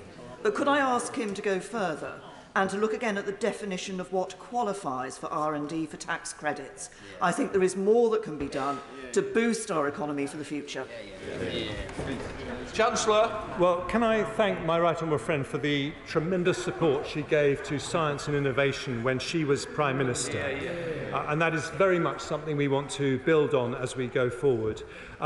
We are looking at all the taxes around R&D relief. We want to encourage it. There has been a certain amount of abuse, but we particularly want to encourage it amongst small companies who can often be the most innovative. So I will take away her comments and maybe talk to her separately about what could be done better. Then Meg Hillier. Thank you, Mr. Speaker. Mr. Speaker, the Chancellor has unveiled large numbers, or numbers that seem large, but let's be clear. Take the NHS. That £3.3 billion a year is not even Osborne-esque funding for the NHS. It's not enough to keep the NHS standing still. Will he level with us and tell us what percentage of the NHS budget it is? Chancellor. Well, I do actually remember the Parliament from 2010 to 15 because I was Health Secretary for quite a big chunk of it. And although I can't, and I apologise to her, given the important role she plays in this House, for not being able to do that kind of maths in my head. But I can tell you that in that period, the NHS budget went up by 0.1% a year, and this is a lot more than that. Father of the House, Sir Peter Bottom. The Chancellor will have noticed that the main opposition party laughed when he talked about stability, when he talked about growth, and when he talked about public services. Those who are watching our proceedings will have noticed, as he will have done as well, when he's making his announcements on how we're going to ease the burden on the poorest and give opportunities to those who need it most, they were silent. Can I say to him, I think people around the country will give backing to his approach. We may have arguments about details, but the key point is getting that stability, getting the growth and defending public services. Chancellor. Well, can I thank the leader of the Father of the House, my right honourable friend, and I think he is right. And what I've discovered in the short time that I've been doing this job is that although you arrive thinking that decisions about money are about numbers and spreadsheets, they're actually about values. And today I have tried to express our values, not just as a Conservative party, as a country, and that means protecting the most vulnerable. Sarah Olney. Thank you very much, Mr. Speaker.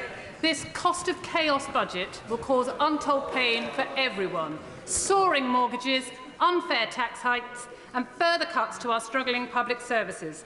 This Conservative government has plunged the economy into chaos, and now they are forcing ordinary families to pay for their incompetence. For an average family, this will mean thousands of pounds in increased taxes and bills. And yet their local services are being cut while their real terms pay is decreasing. So my question to the Chancellor is simple. Who voted for this? Because it certainly wasn't the British people. Yeah. Chancellor. I think she must have written her speech before actually listening to what I said. Because when she talked about soaring mortgages, she might have heard the OBR confirm today that because of the decisions we've taken, inflation will be lower, and that means less pressure on interest rates and less pressure on mortgages. And the truth is that this country voted for a Conservative government because they know that we will take the tough and difficult decisions necessary to deal with a global pandemic, a global energy crisis and a global economic crisis, and that's what we've done today. Sajid Jaffy. Mr. Speaker, the Chancellor rightly talked about the importance of global headwinds, and we've seen two 100-year events in just the last 3 years, and I commend the Chancellor on his autumn statement, and I think it has risen to the challenge that he set out. Can I ask him specifically around growth? He's rightly said how important it is. We know that it's the only way in the long term to improve opportunity and social mobility in our country. He has rightly protected investment on skills, on capital and infrastructure, and on R&D. But can he just say a little bit more about how will he ensure that such investment is spent wisely and for the maximum possible impact? Chancellor. Well, I thank my right honourable friend, and I always listen very carefully to what he says because of his enormous experience in both economic posts in government and also in spending posts. The reason growth matters is because often it's not something you can deliver in 1 year or 2 years. You need to have a long-term strategy. I talked about Nigel Lawson's Big Bang in 1986. Well, that actually took decades to come to fruition and turn London and the UK into one of the world's great centres for financial services. So every government has a duty to lay those foundations and to make sure that as far as possible there is cross-party support for what they do. Sir Stephen Timms. Thank you, Mr. Speaker. I'm puzzled by the Chancellor's position about his predecessor's mini-budget because he appeared to acknowledge its foolhardiness but then to attempt to defend it. I agree with him about the importance of tackling inactivity, and we look forward in the Select Committee in discussing that with the Secretary of State on Wednesday week. I'm relieved working age benefits and pensions are to be uprated in line with inflation, and I welcome at last the uprating of the benefit cap, which logically should happen every year. Is he also going to uprate local housing allowance, which has been frozen since the pandemic at a time when rents have surged? Chancellor. Well, I will write to him on that latter point. But on the mini-budget, let me be very clear. I agree with the priority in the mini-budget on growth, and I agree with the energy price guarantee, which has given relief to thousands of families, but I don't agree with unfunded tax cuts. David Davis. Madam Deputy Speaker, this is one of the most difficult circumstances an autumn statement has been delivered in my memory. So I congratulate the Chancellor on a remarkably skillful statement today. One of the, of course, fiscal responsibility is incredibly important, but one of the risks that go with it is the risk of worsening a recession that comes.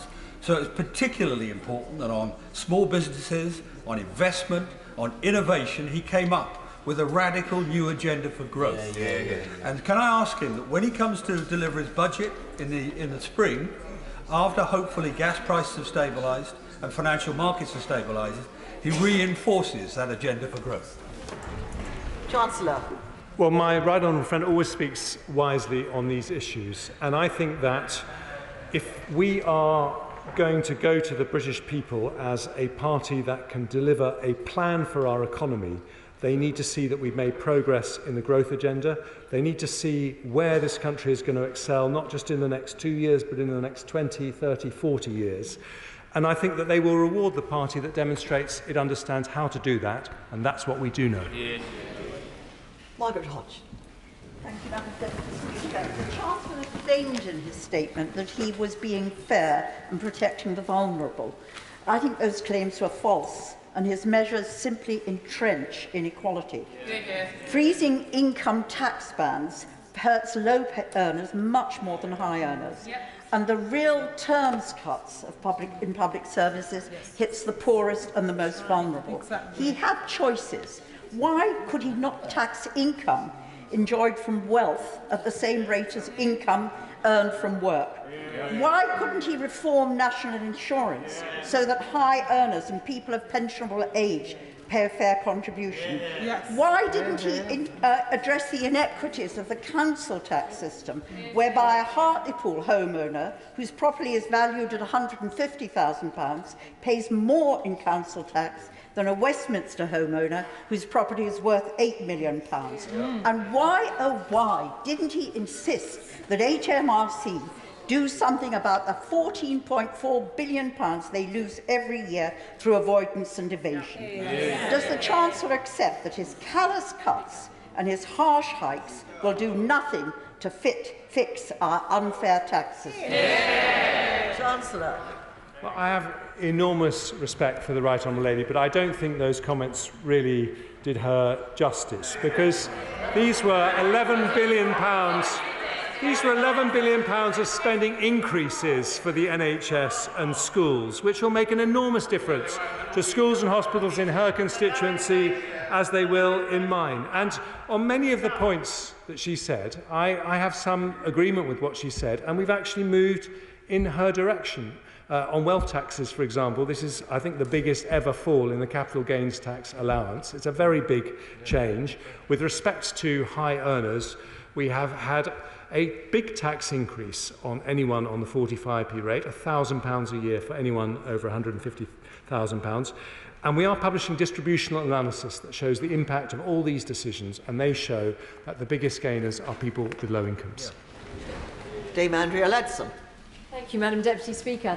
I congratulate my right honourable friend on walking a very careful tightrope. I think it is a positive budget statement he's made today.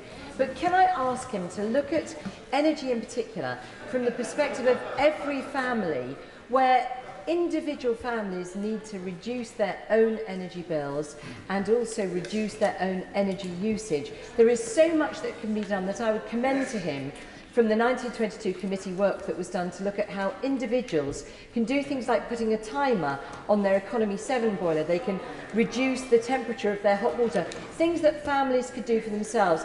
And the Chancellor could, of course, require energy suppliers to do much more, to go house to house, to help people who are really struggling this winter. Chancellor. Well, as ever, she speaks very wisely. And it was a long statement today. I didn't have time to go into the details, but my right honourable friend, the Business Secretary, will be announcing a plan very much along the lines that she says. It's a kind of new contract with families up and down the country. We are giving £106 billion of support to bring down energy bills this year and next. We are helping people, but we're also saying that we need you to also do things to help improve energy efficiency, and that's why this national plan to reduce energy efficiency by 15% is so important, and we are asking people to help themselves by taking the kind of measures that she says, so that when we aren't able to offer sustained support, people's energy bills are lower. Oh my goodness. Here's a surprise. Chris Bryant. That was a bit of a surprise, Madam Deputy Speaker. Don't think you carried the house there. Look, this is really grim. Public finance is in a really difficult situation, and even more importantly, the OBR figures show that disposable income for households will fall after what he's done today by 7% over the next 2 years. That is will he confirm that that is the biggest fall in our history? That is families not being able to afford things, isn't it? Yeah. That is, in the end, at the doorstep of number 10, isn't it? Yeah. Well, the first part of what he said is broadly correct. There is going to be a very big fall. But would you like me to answer the question or not? There is going to be a big fall in disposable income, but what the OBR say is the measures that I took today mitigate that, reducing the effect by around 25%, and that is very important. But what I would say to him is that to say that somehow this is nothing to do with a global pandemic, with a war in Ukraine. Yes, you said it was made in number 10, at the doorstep of number 10. That's what he said, Madam Deputy Speaker. I think that is to ignore reality staring him in the face. Philip Dunn. But I congratulate my right honourable friend on exceptionally skillful both delivery and content of his statement today. And could I particularly point to the work that he was just touching on in response to my right honourable friend's question about energy efficiency. He has today set an interim target to reduce energy demand in this country by 15% by 2028. The first time that we've done that, as far as my committee is aware, plugging a gap in the energy security strategy which didn't address reducing demand? And could I urge him, when in his discussions with the base secretary, that when designing the work of the Energy Efficiency Task Force, they engage with the industry that's got to deliver this reduction, which unfortunately neither Treasury nor his predecessors in the base department have done adequately in the previous schemes, to make sure that we have a scheme that will endure and will actually work and deliver the reductions at household level. Chancellor. Well, my honourable friend understands this extremely well and has done very good work with his committee. And I would just say that this is a national ambition, which means that the government and every family in the country need to work together to reduce our national energy bill by tens of billions of pounds, to meet our climate change commitments, and to reduce the average bill in this country at today's prices by nearly £500. So it is really worth doing, and we're putting our money where our mouth is with billions of pounds more investment. Ben Lake. The Chancellor rightly acknowledged that inflationary pressure on the budgets of public services is severe, as its impact on the delivery of key services. He announced an additional £1.2 billion for the budget of the Welsh Government today. Could he explain whether this increase is a real terms increase to the budget, and if not, how does he expect budgets in Wales to meet up with the rising cost of living? Hear, hear. Chancellor. Well, because of the way the Barnett consequentials work, this is a cash amount that the Welsh Government will receive. But if they do what the English Government is doing with schools and hospitals, if they do what the United Kingdom Government is doing in England with schools and hospitals, then there will be a real terms increase. There will be a real terms increase in Welsh schools and Welsh hospitals. Dr. Liam Fox. Deputy Speaker, can I congratulate my right honourable friend on a balanced and skillful statement prioritising fiscal stability. He will be aware that some of us believe that the Bank of England maintained monetary conditions that were too loose for too long, but that would also be a mistake to maintain monetary conditions that are too tight for too long. Can he therefore confirm that the anti-inflationary measures he has taken today will mean that the pressure to raise interest rates will be minimised, and that there is a much greater chance that they will fall earlier than would otherwise have been the case? Chancellor. Well, my right honourable friend is absolutely right to focus on this issue, because every 1% increase in interest rates is about £850 more on the average mortgage. So it's hugely important to families up and down the country. Now, what the OBR have said is that the measures we've taken today will mean that inflation is lower than it would otherwise have been. That means the Bank of England is under less pressure to increase interest rates, which, for the reasons he knows, are such a worry for so many families. Rushanara Ali. Thank you, Madam Deputy Speaker. The Governor of the Bank of England said yesterday at the Treasury Committee about the mini-budget that it has damaged our reputation internationally. People were saying we didn't think the UK would do this.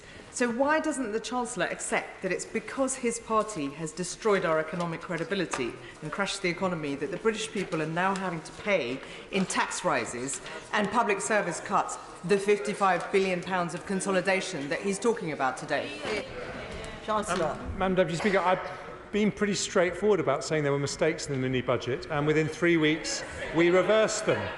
But long-term gilt yields, which are the thing that really drive the cost of borrowing for the country, are down to the levels that they were before the mini-budget. And to try to say that all the problems that we face now are as a result of decisions that were reversed in 3 weeks is not something that stands any scrutiny at all. Sir William Cash. Thank you, Madam Deputy Speaker. My right honourable friend argued for sound money and sound foundations. So would it be good enough to explain how it is that HS2 will continue beyond Birmingham at a verifiable cost of at least £40 billion when every independent report on HS2 condemns the project and confirms that Phase 2 will make the rail services to all West Coast destinations north of Birmingham much worse? And I do ask him to make the very clear commitment to keep this matter under review at all costs. It's in the national interest. Chancellor. Well, he is right that the increases in budget for HS2 are disappointing, but I think a strong economy needs to have consistency of purpose, and that means saying that we will make sure that we are a better connected country, and the lack of those connections is one of the fundamental reasons for the differences in wealth between North and South, which we are so committed to addressing. What I would say to him is there is a bigger issue about the way that we do infrastructure projects. It takes too long, budgets therefore get out of control, and we're just not very good at it, and we have to sort it out. John McDonnell. Can I take the Chancellor back to the housing issue? Housing is often the canary in the mine when you're assessing how people are faring within difficult circumstances. Last year, there was a 500% increase in repossession orders, mortgage repossession orders, 160% increase in repossession orders from private landlords. Can I ask the Chancellor now to come back with a package of measures that will assist people in getting through this housing crisis? It could include the issue that was raised before with regard to benefit caps, but also the mayors across the country now are asking for rent control powers, and we may need a mortgage interest assistance package as well as we go through this coming period. Well, I listened carefully to what the Right Honourable Gentleman says, and despite our political differences, I respect the fact that he is concentrating on a very difficult issue. And I want to tell him that when it comes to the local housing allowance, the rates for 23-24 will be maintained at the elevated rates agreed for 2021. I will continue, as the economic situation deteriorates, to monitor carefully the issues around mortgage repossessions. I've already had a number of discussions internally in the Treasury, and as necessary, I'll come back to this House with further measures. Damian Green. Madam Deputy Speaker, can I congratulate the Chancellor on the statement, and in particular welcome the fact that he listened to his own representations about the need for an NHS workforce plan. I also welcome the increase in money for social care, which is desperately needed. And can I urge him in the future to take a leaf out of his own book and start to develop a workforce plan for the social care sector as well, because that's equally needed. Chancellor. Well, my right honourable friend is probably one of the most knowledgeable people in this House when it comes to the social care sector, and he campaigned very hard for it in government. And he's absolutely right. We do need a long-term plan for the social care workforce as well. And I will do what I can to turn my attention to that when we've set one up for the NHS. John Cryer. Thank you, Madam Deputy Speaker. 2/3 of children living in poverty also live in working households. That's even before the drop in income which is being projected, which was raised by my honourable friend. By the end of this Parliament, will that figure be greater or lower than it is now? Well, I would hope it would be lower, but I would just point out to him that the needs of people in that situation have been front of our mind in today's decisions by uprating the national living wage.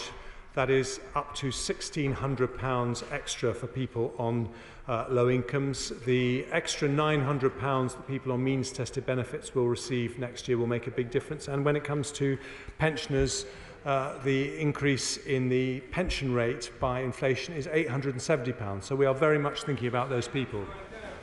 Dr. Julian Lewis. Madam Deputy Speaker, may I welcome what the Chancellor just said about his focus on mortgages and avoiding repossessions, but on the necessary need not to send the wrong signal about defence expenditure, I note that he's skillfully linked that to a future defence review. When would that defence review come to fruition, and in the meantime will he guarantee that there would be no real decrease in defence expenditure?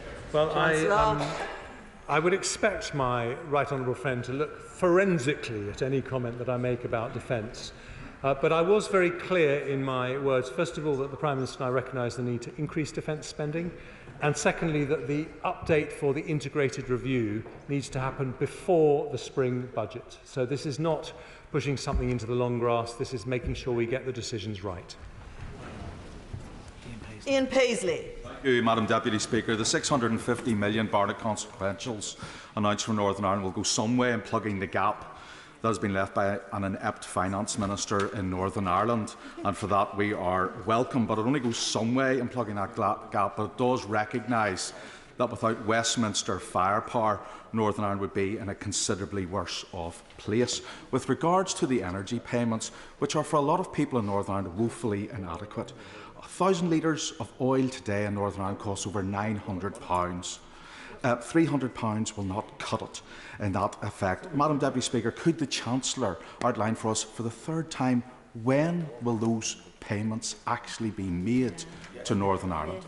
And secondly, with regards to the next Silicon Valley proposal, does the Chancellor accept that unless the handbrake of the Northern Ireland Protocol is replaced, Northern Ireland will not benefit from those proposals? Chancellor. Well, let me say first of all, on the opportunity to be the world's next Silicon Valley, I want Northern Ireland to be a central part of that. And in fact, I think we've agreed to explore funding a trade and investment event in Northern Ireland to attract more inward investment into the province for that very reason.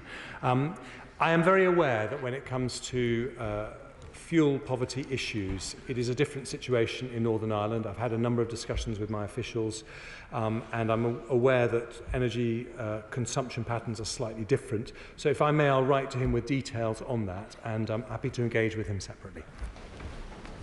Greg Clark.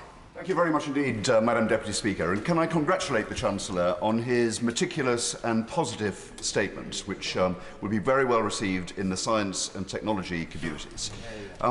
When you invest in research and development, you lay down a path to high-paid jobs, to discoveries that change people's lives, to export earnings.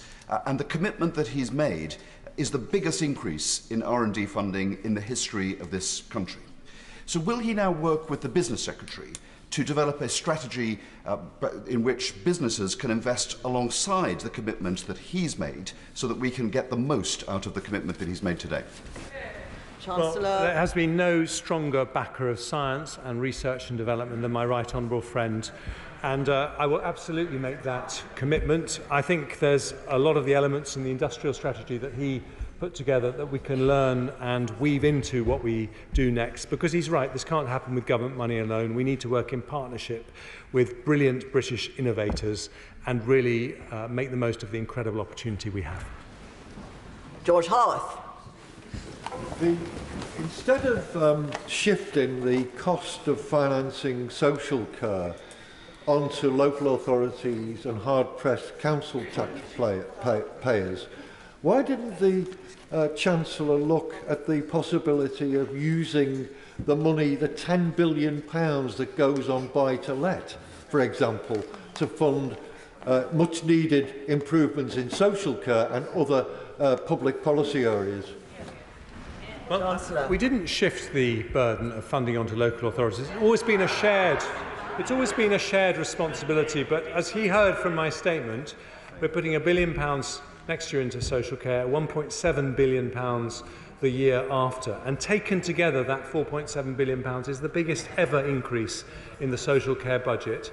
And I recognise there are big pressures and there's a need for reforms in that sector, but I think this is a very positive start.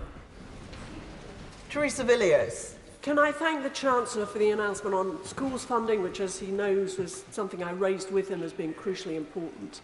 Can he also confirm, though, that if current forecasts about economic recovery and inflation prove to be overly pessimistic, can we move more quickly than he's announced today towards delivering a lower tax economy?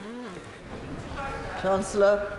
Well, she's an immensely experienced colleague, and she is right to point out that there's always inaccuracy in any forecast. There's always variation from fiscal event to fiscal event, and so we do keep all these decisions under review in the round. And but I think it's still important to have forecasts. I think that's better than not to have them. But yes, we keep all these decisions under review. Jeremy Corbyn.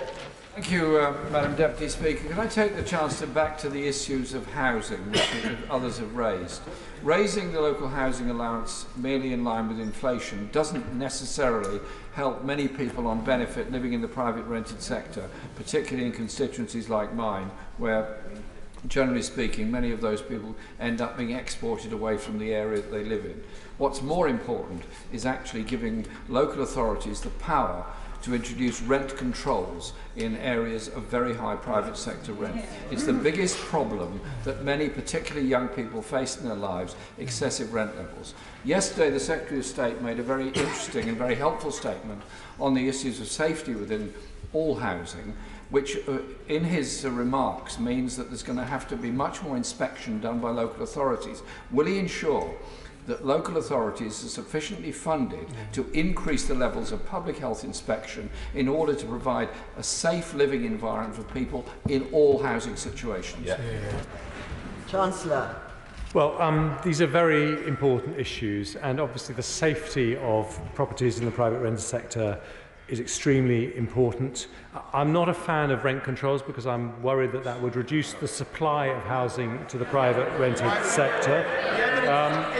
But I would point out to him that we lifted the local housing allowance during the pandemic to help people, and we're keeping it at that higher level. Steve Brine. People will note the trademark calm and decency of my right honourable friend today in what was a very credible autumn statement. The current chair of the Health Select Committee agrees with his predecessor, who I'm very glad to see agrees with himself, in welcoming the independent verified workforce plan, which of course is the rock upon which we build a sustainable future NHS. Can also welcome the additional social care funding, the £7 billion over the next 2 years, which, as you know, was a recommendation from the committee, and of course the £3.3 billion uplift in the NHS budget for the next 3 years. Could I just ask the Chancellor, he knows where I'm going to go with this, to work with us and to push his colleagues in the department and in the NHS itself to see the long-promised cancer plan? Because the sharp rises in cancer rates that we're seeing at the moment, of course, have a devastating impact on people's lives, but they're also having a domino effect that is understandably impacting on care across the NHS. Chancellor. Well, I'd like to welcome my honourable friend to his role as chair of the Health and Social Care Select Committee. I know he'll do a brilliant job. I also know he will hold me and the Health Secretary to account very strongly and tenaciously on everything to do with cancer and everything to do with public health. And I welcome that because these are very, very important areas. Clive Betts. Thank you, Madam Deputy Speaker. Coming back to social care, in his previous role as chair of the Select Committee, I think the Chancellor will remember arguing for a £7 billion increase in social care funding. Would he confirm today's package is nothing like that? Would he further confirm that much of it is coming from council tax increases which give most to the richest councils and proportionally take most from the poorest households? And finally, the rest of local government. That's going to face real-term cuts in essential services, isn't it? This is austerity Mark II and the prospect of financial collapse for many councils up and down the country. Chancellor. Well, I have to say I think local councils are welcoming today's announcement because of the biggest item of expenditure that worries them the most is their social care budgets, and this is the biggest ever increase in the social care budget. But I am pleased that he has read the report into social care done by the Health and Social Care Select Committee when I was chairman. I sometimes worry whether people do actually read these reports. And he's right to point that £7 billion figure. That was about £5 billion in core funding and about £2 billion for the Dilnot reforms. Today we are delivering nearly that £5 billion funding, and the Dilnot reforms will happen at a later stage. So it's not everything at once, but I think it's broadly consistent with what I recommended. Robin Walker.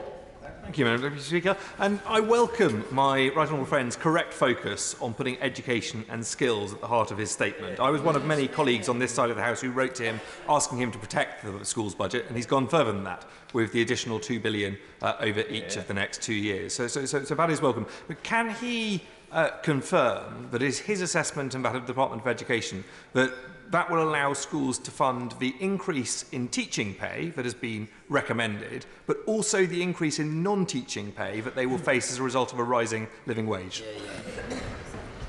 Chancellor. Well, those are details which, within the structures we have, we give schools a lot of autonomy as to how they spend their budgets. And I'm happy to write to him on those specific issues, but what I would say is that The campaign organisations said that schools needed £2 billion a year. This is £2.3 billion a year, so I think we have met people's concerns. Stephanie Peacock. Thank you, Madam Deputy Speaker. Last year, the then Chancellor raised the universal credit work allowance for low-paid workers, describing it as a tax cut. Can he confirm whether or not he has frozen the work allowance today? Chancellor. What I can confirm is that people on universal credit will see an inflation uplift that will be worth around £600 to the average family. People on benefits will receive £900 of support, pensioners £300, disabled people £150, and £500 off the average fuel bill. So I think we are thinking about those people front and centre. Ian Stewart. Thank you, Madam Deputy Speaker. May I congratulate the Chancellor for making capital transport projects a central pillar of the future growth strategy. Could I ask him, is he going to be reprioritising any of the schemes that are in development? I think I heard him correctly mention East-West Rail, which would be an excellent choice. But as the new chair of the Transport Select Committee, it would be useful to have some clarity as to which projects he is prioritising. And on these other transport announcements on the extension of vehicle excise duty to electric vehicles, will the revenue from that be hypothecated for the roads budget as the VAD on existing vehicles is? Thank you. Chancellor. Well, he has campaigned hard for East-West Rail, and I'm happy to confirm that as a result of the difficult decisions in the round we take today, East-West Rail will proceed, and it will make an enormous difference to our country because of the connectivity it will provide between two of the greatest universities in the world. So it's a very, very important step forward for the country.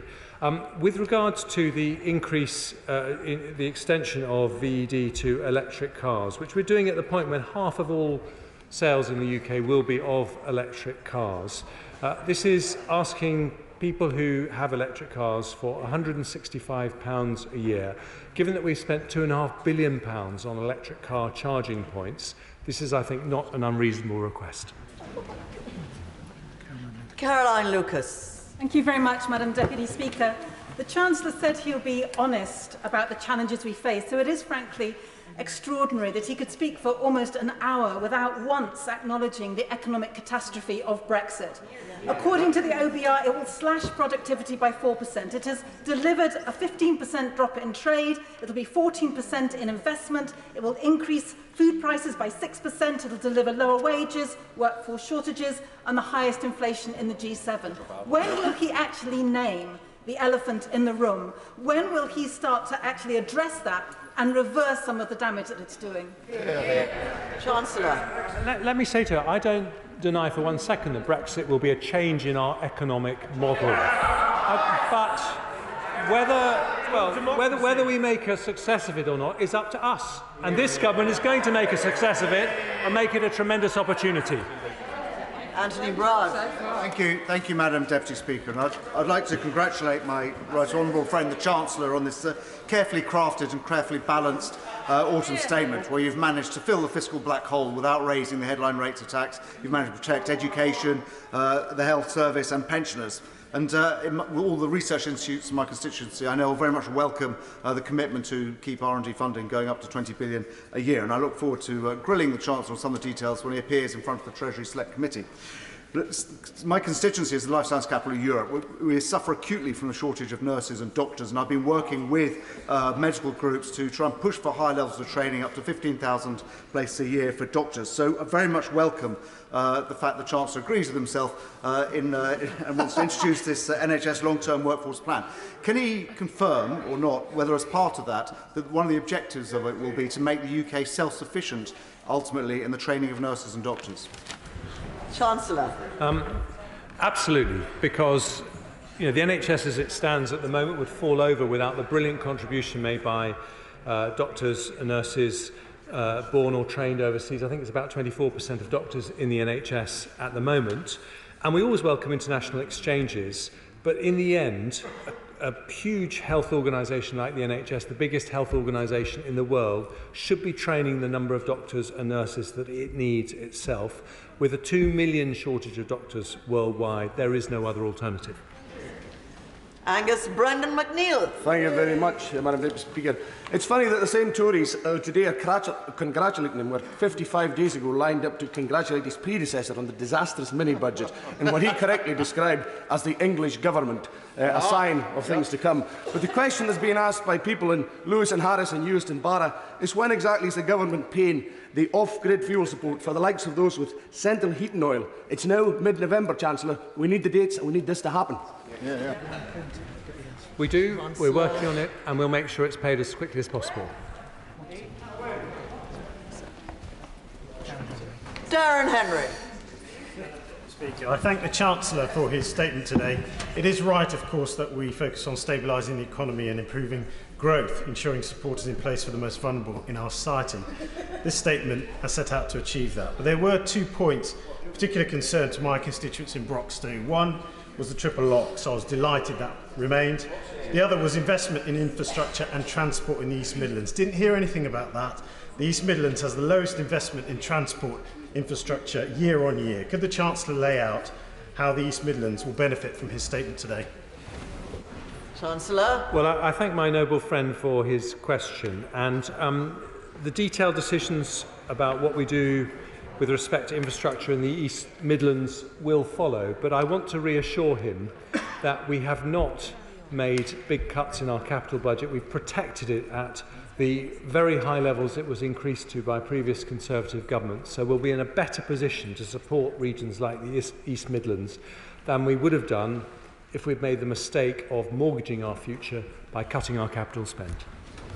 Tanmanjeet Singh Naseer. Thank you very much. Madam Deputy Speaker, after crashing the economy and inflicting upon my Slough constituents and others higher mortgages, higher rents and the highest inflation for over 40 years, the latest Prime Minister and his Chancellor have embarked without any mandate upon austerity 2.0, and they have decided to inflict yet more painful tax rises. Chancellor, in his autumn statement, he kept referring to global factors. So can he point to just one other advanced economy that is raising taxes at the same scale as us here in the UK? Chancellor. Yes, the United States raising taxes by $800 billion. Alberto Costa. There you go.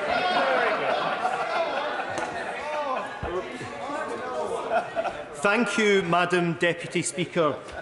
Chancellor, you've agreed to meet with me and other Leicestershire colleagues to discuss the worrying situation that Leicestershire County Council has been facing for years when it comes to its financing.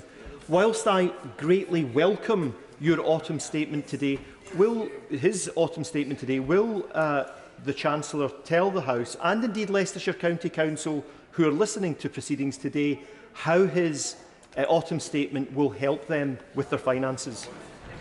Well, I've talked to him on a number of occasions about the problems with Leicestershire County Council's financial situation, and what all councils say is that the biggest pressure on their budgets is adult social care, and I think today's announcement will be welcomed by them for that reason. But I am very aware of the particular issues in Leicestershire. I'm happy to keep engaging with him on them. Jess Phillips. Thank you, Madam Deputy Speaker. Just on the point of the NHS, I wonder if he could expand on whether it is a real terms. I spent 17 hours on a hard chair with my father in A&E last week, and I've heard a lot of talk about how the vulnerable are going to be defended by this government. And so, to follow on for the point about Leicestershire County Council, the vast majority of vulnerable people's funding, vulnerable women's funding who are victims of domestic and sexual violence comes from local authorities, from the Home Office budget, from the Justice budget. Every single one of those budgets has been squeezed today. So can the Chancellor guarantee to me that, unlike my father, he will actually look after those vulnerable people and make sure that there isn't a single cutback into an already dreadful service that leaves criminals on our streets and vulnerable people in danger? Well, she speaks incredibly powerfully, and I hear every word she says. And I will, well, I heard someone shouting 12 years. We've actually had the third fastest growth in the G7 over the last 12 years, and that means we're in a better position to fund public services than we would otherwise have been. So I will take away what she says and I will write back to her. Andrew Jones. Thank you very much, Madam Deputy Speaker. Can I congratulate my right honourable friend for his statement and the important points he's made about the global challenges we're facing, but also how support will be provided to those who need it most. Yep. Can I ask him about capital budgets? There had been some concern in the infrastructure sector that projects may be halted. So I welcome the focus upon infrastructure investment as a driver of economic growth and social and environmental progress. Will he be supporting these plans with skills programmes, apprenticeship programmes, to ensure that the sector will deliver them with efficiency? Chancellor. Well, my honourable friend from Harrogate knows these issues extremely well, having been a transport minister. And we need better transport infrastructure, and what we've said today makes that possible. But he's absolutely right. We also need to improve the skills in our economy. We've actually had a lot of change in our ambitions for skills. I think a lot of very positive things like the Auger Review, but we need to make sure we deliver them. And that's why I've asked Sir Michael Barber to advise me and the Education Secretary as to what we need to do. Now, Shaw. Thank you, Madam Deputy Speaker. Today, the Chancellor had before him an opportunity, a missed opportunity actually, as did his predecessor, the one before the last one, mind, to actually enact recommendations from the Transport Select Committee to give Bradford a station. And instead, the government is engaged in an exercise which is in rebranding while shortchanging the people of Bradford. Why doesn't the Chancellor just be honest with the people of Bradford and call this what it actually is? This isn't called Northern Powerhouse Rail. This is actually the greatest ever train robbery of the North. Chancellor. What I would say to the Honourable Lady from Bradford West is that she should think about what we have done for her constituents in Bradford. When it comes to transport, we have protected the capital budgets. That in the end will solve the problems that she's talking about. We've also found £500 of support for the average household for their fuel bill next year. We found more money for schools, hospitals and GP surgeries in Bradford, and that will make a difference, and she should welcome that. John Penrose. Thank you, Madam Deputy Speaker. Can I say how good it is to see the Chancellor channeling his inner Nigel Lawson by referencing not only Big Bang, but his attempt to get the next Big Bang to happen, particularly with supply-side reforms for 5 key STEM sectors, plus much-needed rollout of the powers for the Digital Markets Unit in the Competition and Markets Authority. Can I urge him to provide us with dates as soon as possible about when these are going to take place, because many of them are overdue and much needed? And can I further press him to say there is a further supply-side reform to do with open data, which could be at least as big as any of the others he's announced today, which could be transformational across large swathes of the rest of our economy? Chancellor. Well, I always listen to my honourable friend on matters like supply-side reforms and indeed long-term competitiveness. I want to reassure him that whilst it's a long-term aspiration to become the world's next Silicon Valley, we want to put those foundations in place next year. And that's why in those 5 growth sectors I said we will review and decide on changes to all the EU regulations that affect our growth industries in the next calendar year to make sure that we put those foundations in place fast. Wendy Chamberlain. Deputy Speaker, the Federation for Small Businesses says that business confidence is at its lowest rate since the pandemic. And today in the Chancellor's oral statement, there was no mention of energy support for business. Yeah. Now, in the written statement, all it says is that businesses can expect significantly lower support. I've got businesses, including care homes in North East Fife, that are facing closure as a result. In the terms of reference, also published by the Government today into that review, it says a very high bar. The Chancellor must have a fair idea of what that means. Can he share it with us and businesses? Chancellor. We absolutely want to think about care homes, small businesses in her constituency, in my constituency. We're spending £18 billion roughly in terms of the support we're giving this winter. So I think we are doing a lot as a government, but we want people to have the certainty to know what the support is going to be from next April. And we need businesses to help themselves as much as we help them, which is why they need to play their part in energy efficiency measures that are very important. But our intention is to announce that business support before Christmas. Virginia Crosby. Thank you, Madam Deputy Speaker. This government's commitment to Sizewell C and large-scale nuclear is very, very welcome, and it's noted that Labour's Shadow Chancellor failed to mention nuclear. When will the launch of Great British Nuclear be announced, and will its scope include large-scale gigawatt nuclear at sites like Wilver and my constituents of Arnismorn, as well as small modular reactors? Chancellor. Well, there is no more formidable advocate for big nuclear investment in Arnismorn than my honourable friend. And in fact, when I went on a family holiday to Arnismorn this summer, she tried to persuade me to visit the potential site of a nuclear power station with my children, and I apologise that I didn't actually take her up on the offer, but that shows her commitment. Things like the launch of Great British Nuclear, my right honourable friend, the Business Secretary, is going to be making an announcement very soon, I hope before Christmas, or if not just afterwards, because we want to crack on with our nuclear programme. Helen Hayes. Thank you, Madam Deputy Speaker. For the first time in decades, women are leaving the workforce, largely to take up caring responsibilities for their families. So it is astonishing in that context that the Chancellor didn't mention childcare once during his statement. Childcare is vital social and economic infrastructure. The current status quo is holding back women, and it is holding back our economy. What is he going to do about it? Well, I am very aware of the pressures and issues when it comes to childcare. I would say that £4.7 billion increase in the social care budget will make a difference to people with caring responsibilities, with potentially another 200,000 packages. This is an issue that I want to return to, and I take what she says very seriously. Richard Drax. Thank you, Madam Deputy Speaker. I have huge sympathy for my right honourable friend. We are facing severe financial challenges for the reasons he explained so well. But both sides of the House are promising to spend billions and billions more pounds. Can I just remind the House that it is the private sector and hard-working people through their taxes that pay for government expenditure? So will my right honourable friend agree with me that raising taxes on both risks stifling the growth and productivity that he and I both want, that would counter the recession that we are now in?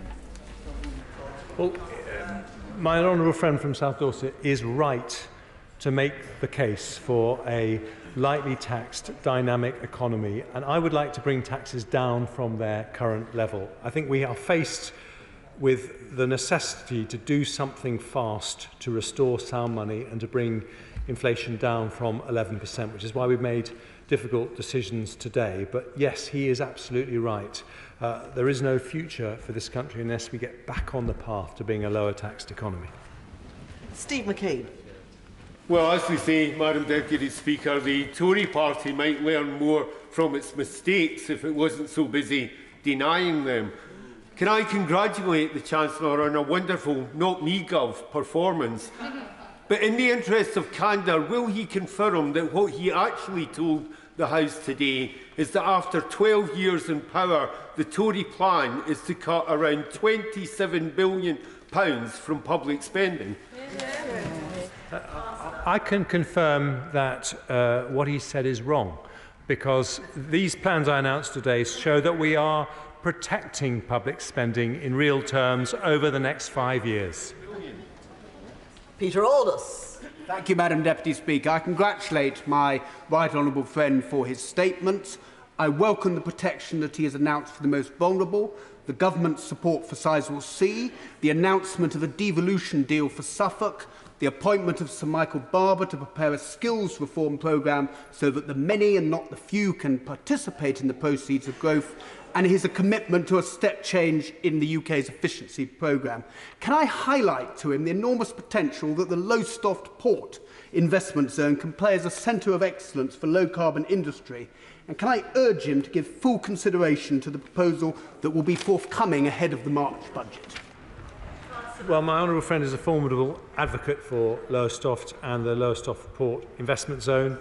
And the process for deciding where the investment zones are is going to be decided by the Levelling Up Secretary, but I will pass on his comments to that person. Kenny McCaskill. Deputy Speaker. The Chancellor rightly talked a lot about compassion. With that regard, could I ask that he write to Ofgem and direct them that the manifest injustice of higher standing charges on those having prepayment meters is ended, and that a social tariff be invoked? And also, with regard to unregulated fuel, there are businesses in my constituency hanging on by their fingertips. Waiting until next year might be too late. Will they undertake to backdate any payment or benefit? Can I just reassure him that the business support for companies this winter is happening. There's no waiting till Christmas. It's happening now. We've made that clear. What we said we'll announce before Christmas is the support that will come into place from next April. When it comes to the issue of standing charges, I'm very aware of that issue. I'm concerned about it, and I will write back to him on it. Raymond Chichty. Thank you, Madam Deputy Speaker. Can I thank the Chancellor with regards to the announcements on the National Health Service? The Chancellor has said we are committed to our new hospitals programme. Can I thank the Chancellor when he was the Health Secretary for the fantastic work he did to help transform Medway Hospital in my constituency? He visited Medway Hospital and he knows Medway and North Kent has some of the highest health inequalities in the country, and Medway had some of the highest hit areas with COVID. We urgently need a new hospital. Can I ask him this specific question?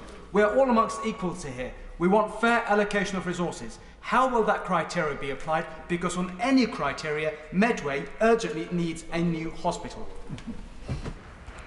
Can I say that my honourable friend was an extraordinary advocate for Medway Hospital when I was Health Secretary, and that is continuing, and rightly so. And I will take away what he says. I'm not sure what the exact situation is now with respect to a new hospital in Medway, but I will write back to him. Rebecca Long-Bailey.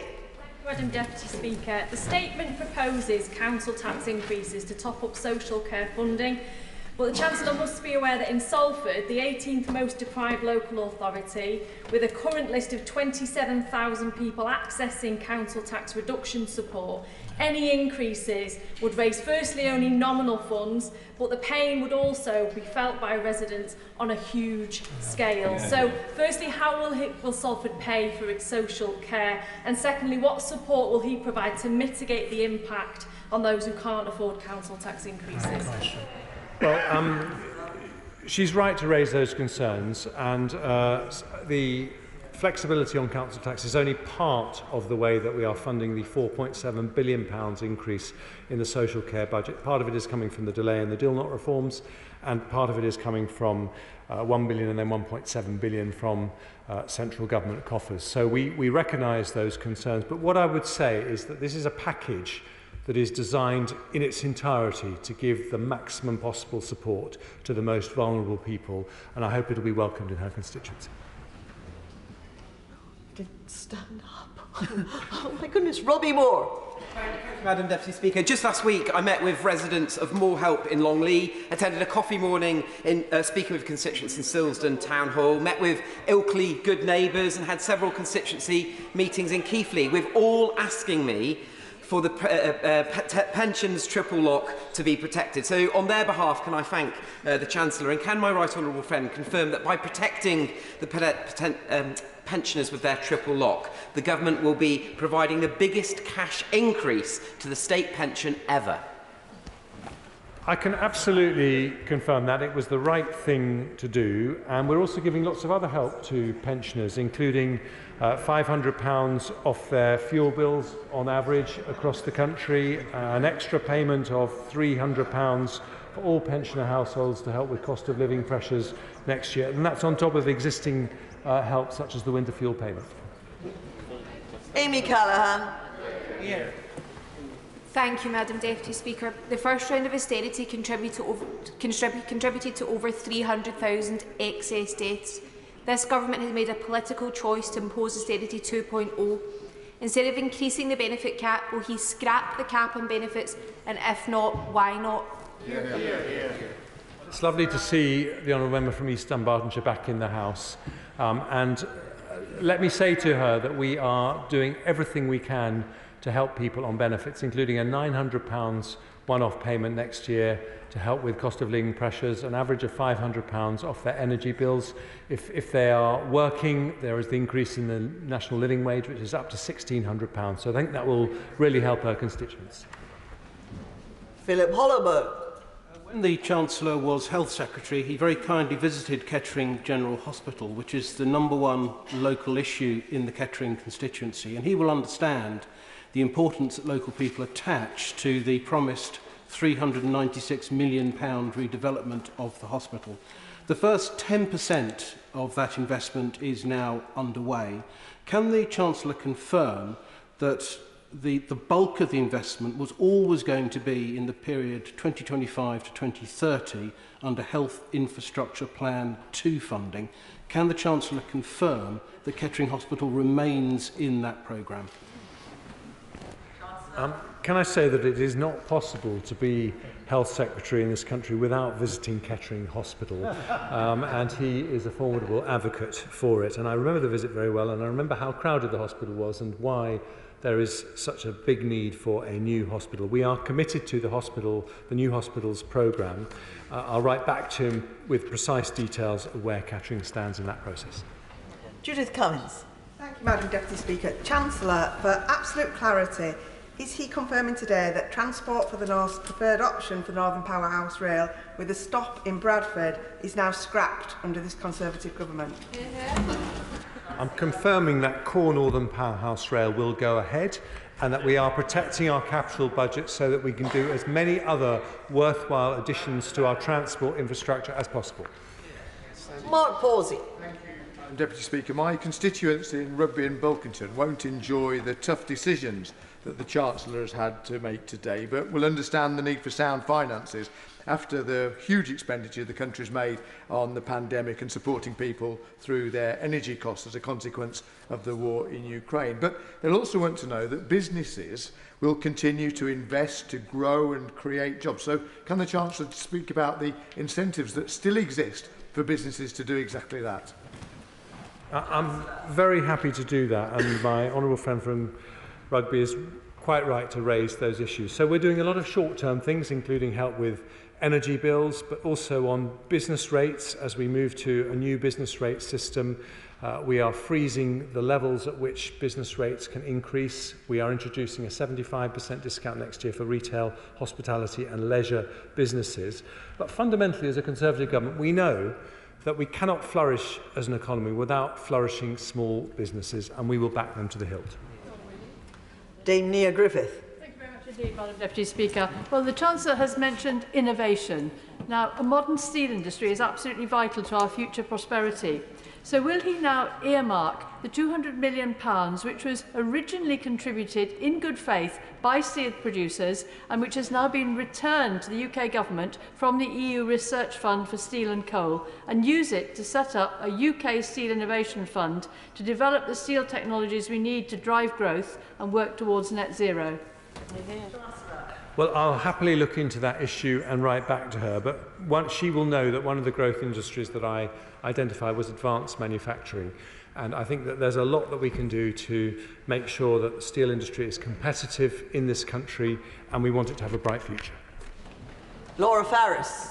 Madam Deputy Speaker, nothing corrodes living standards like runaway inflation, so I congratulate my right honourable friend for the absolute priority he has given to tackling inflation and bringing it down next year. But until that moment comes, there is huge pressure on household incomes. I've been working very closely with the West Berkshire Citizens Advice Bureau, and their #1 ask was that means-tested benefits should be uprated in line with inflation. So I welcome that, and I welcome the unprecedented equivalent increase in the national living wage.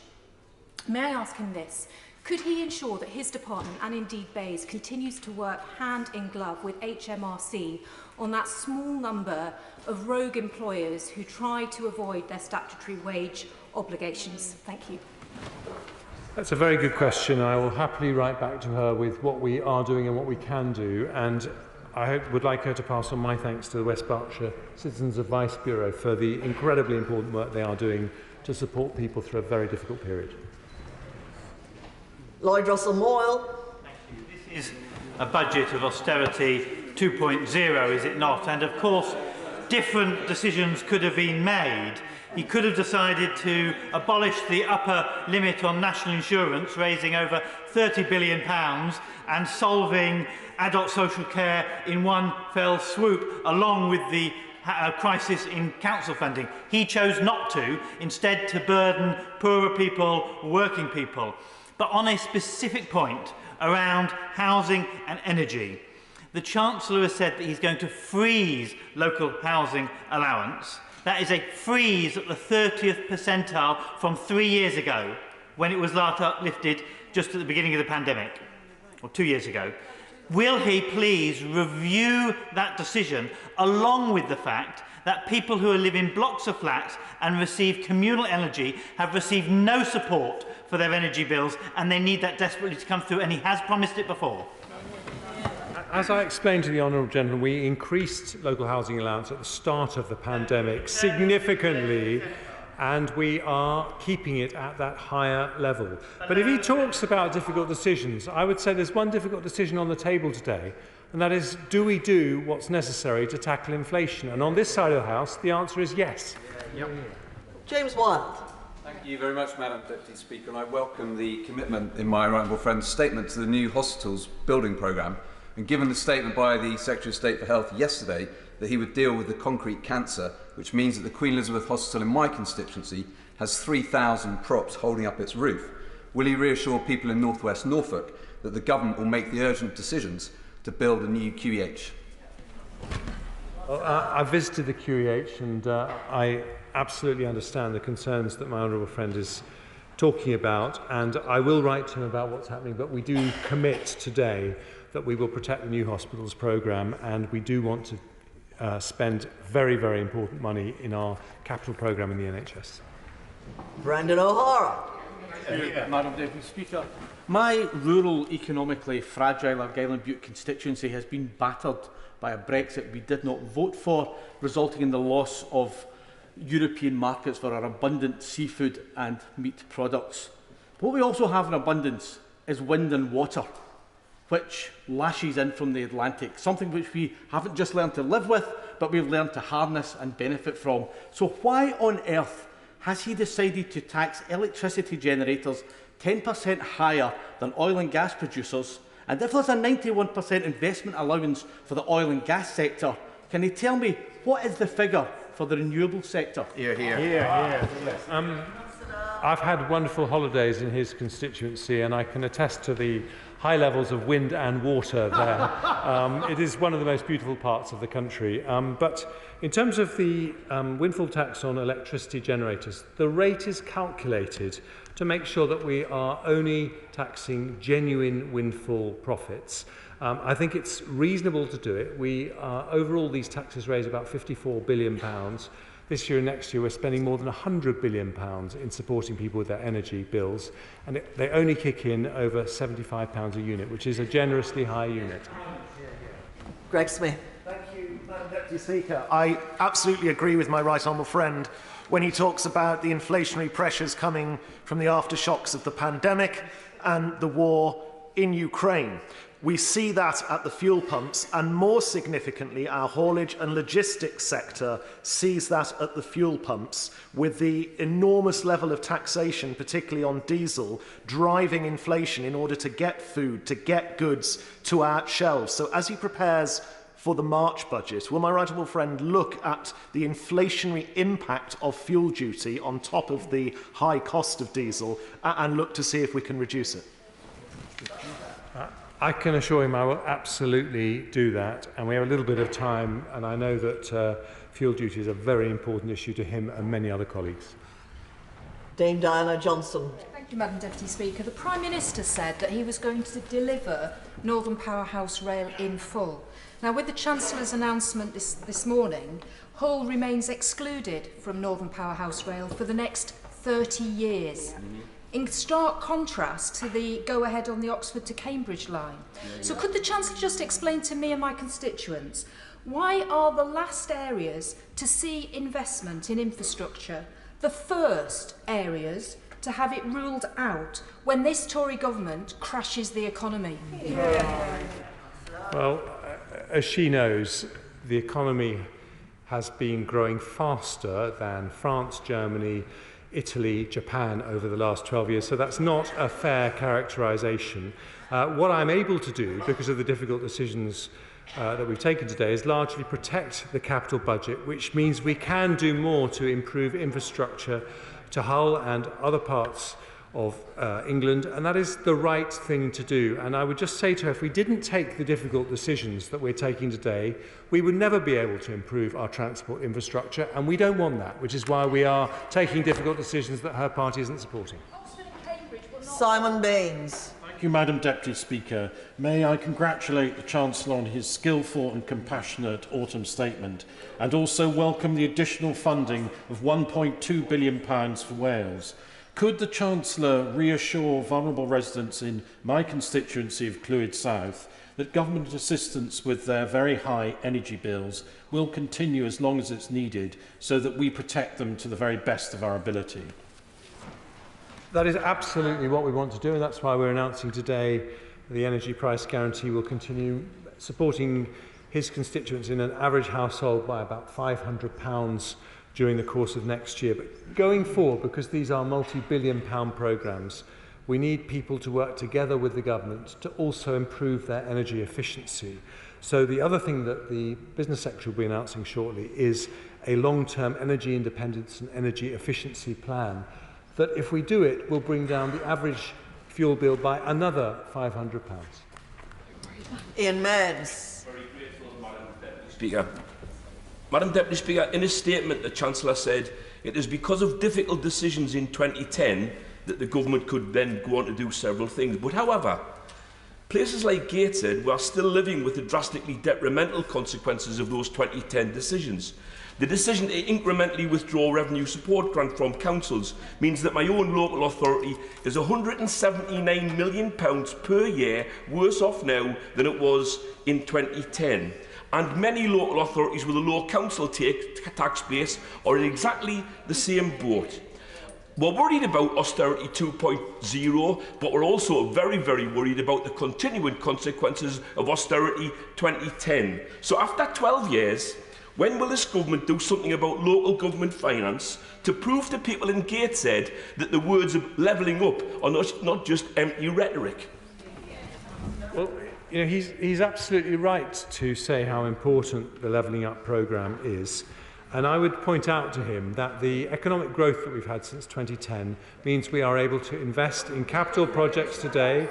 The Levelling Up Round 2 fund will be protected and possibly increased from £1.7 billion invested in Levelling Up Round 1. And we are absolutely committed to connecting areas like Gateshead into the national economy, which means that wealth spreads. Anna Firth. Thank you, Madam Deputy Speaker. I'd like to start by congratulating the Chancellor on how skillfully he has handled the toughest budget for 40 years, and thank him for listening to representations which I've made to him directly to protect pensioners and to increase school funding for Southend schools. Can he confirm that by restoring the triple lock, this means that all 18,000 pensioners in Southend West will not only get continued help with their energy bills, but the biggest cash increase ever in their pensions next April? I can, and she advocates formidably for pensioners and other constituents in Southend. The increase in the inflationary increase in the state pension is worth on average £860.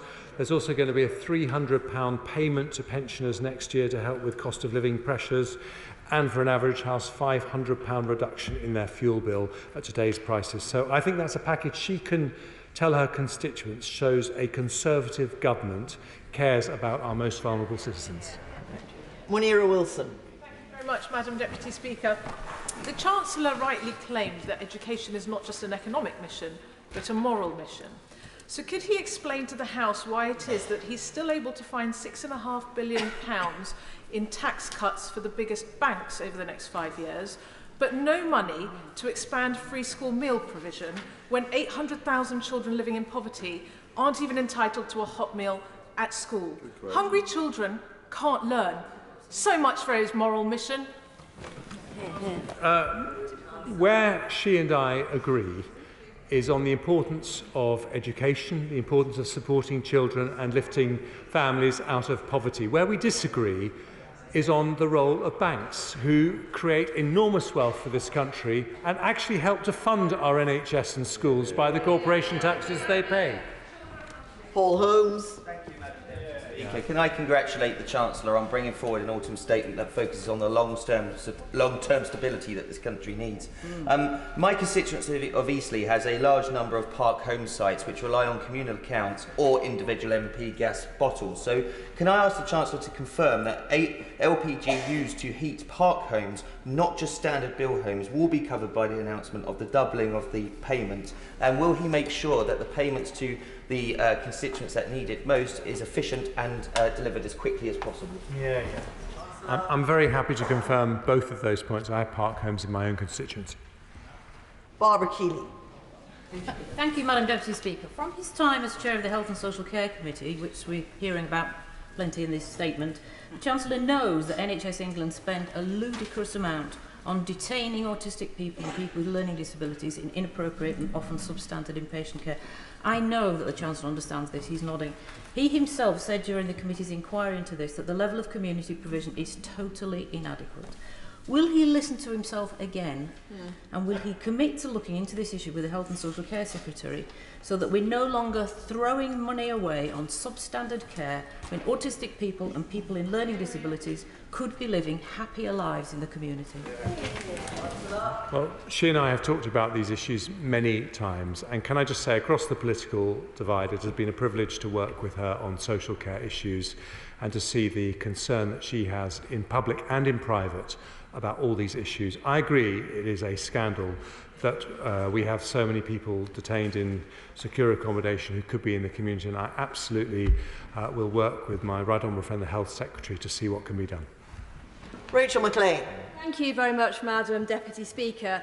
The Worcestershire Acute Hospital Trust, which I know my right honourable friend is very familiar with, is delaying returning chemotherapy services to the Alex Hospital in Redditch. Even though the pandemic is over, that means really sick cancer patients are having to travel to Kidderminster for their essential therapy. I strongly welcome the £3.3 billion of investment that he's provided today for the NHS. So can he confirm that there is really no financial or funding reasons for the Trust not to return these services back to Redditch, where they're so desperately needed? Well, I think that cancer patients in Redditch will have heard loud and clear that they have a formidable advocate with their MP. I'll happily look into that specific issue, but I think the broader point is that the Chief Executive of NHS England today says that the funding we've found for the NHS is sufficient for them to deliver their core purposes, even despite the inflationary pressures. And of course, cancer services are one of those core services. Chris Stevens. Can I ask the Chancellor about his policy in relation to public sector pay, because there wasn't much said about that. Will he first of all look at the nonsensical position that the UK government, not the English government, the UK government has over 200 separate pay bargaining units for civil service pay? That seems a nonsensical position. And can he tell us there's far too many civil servants having to utilise food banks to survive month to month? Can he tell us what pay increase they can expect for the coming year, those who work for UK government departments, or are they going to also pay the price for the mistakes of his predecessor? Well, what I can tell him is that families in the UK, including families in Scotland in his own constituency, will get an enormous amount of help this year and next, including if they are on the lowest legal wage, the national living wage, a pay rise, an increase in their income of up to £1,600.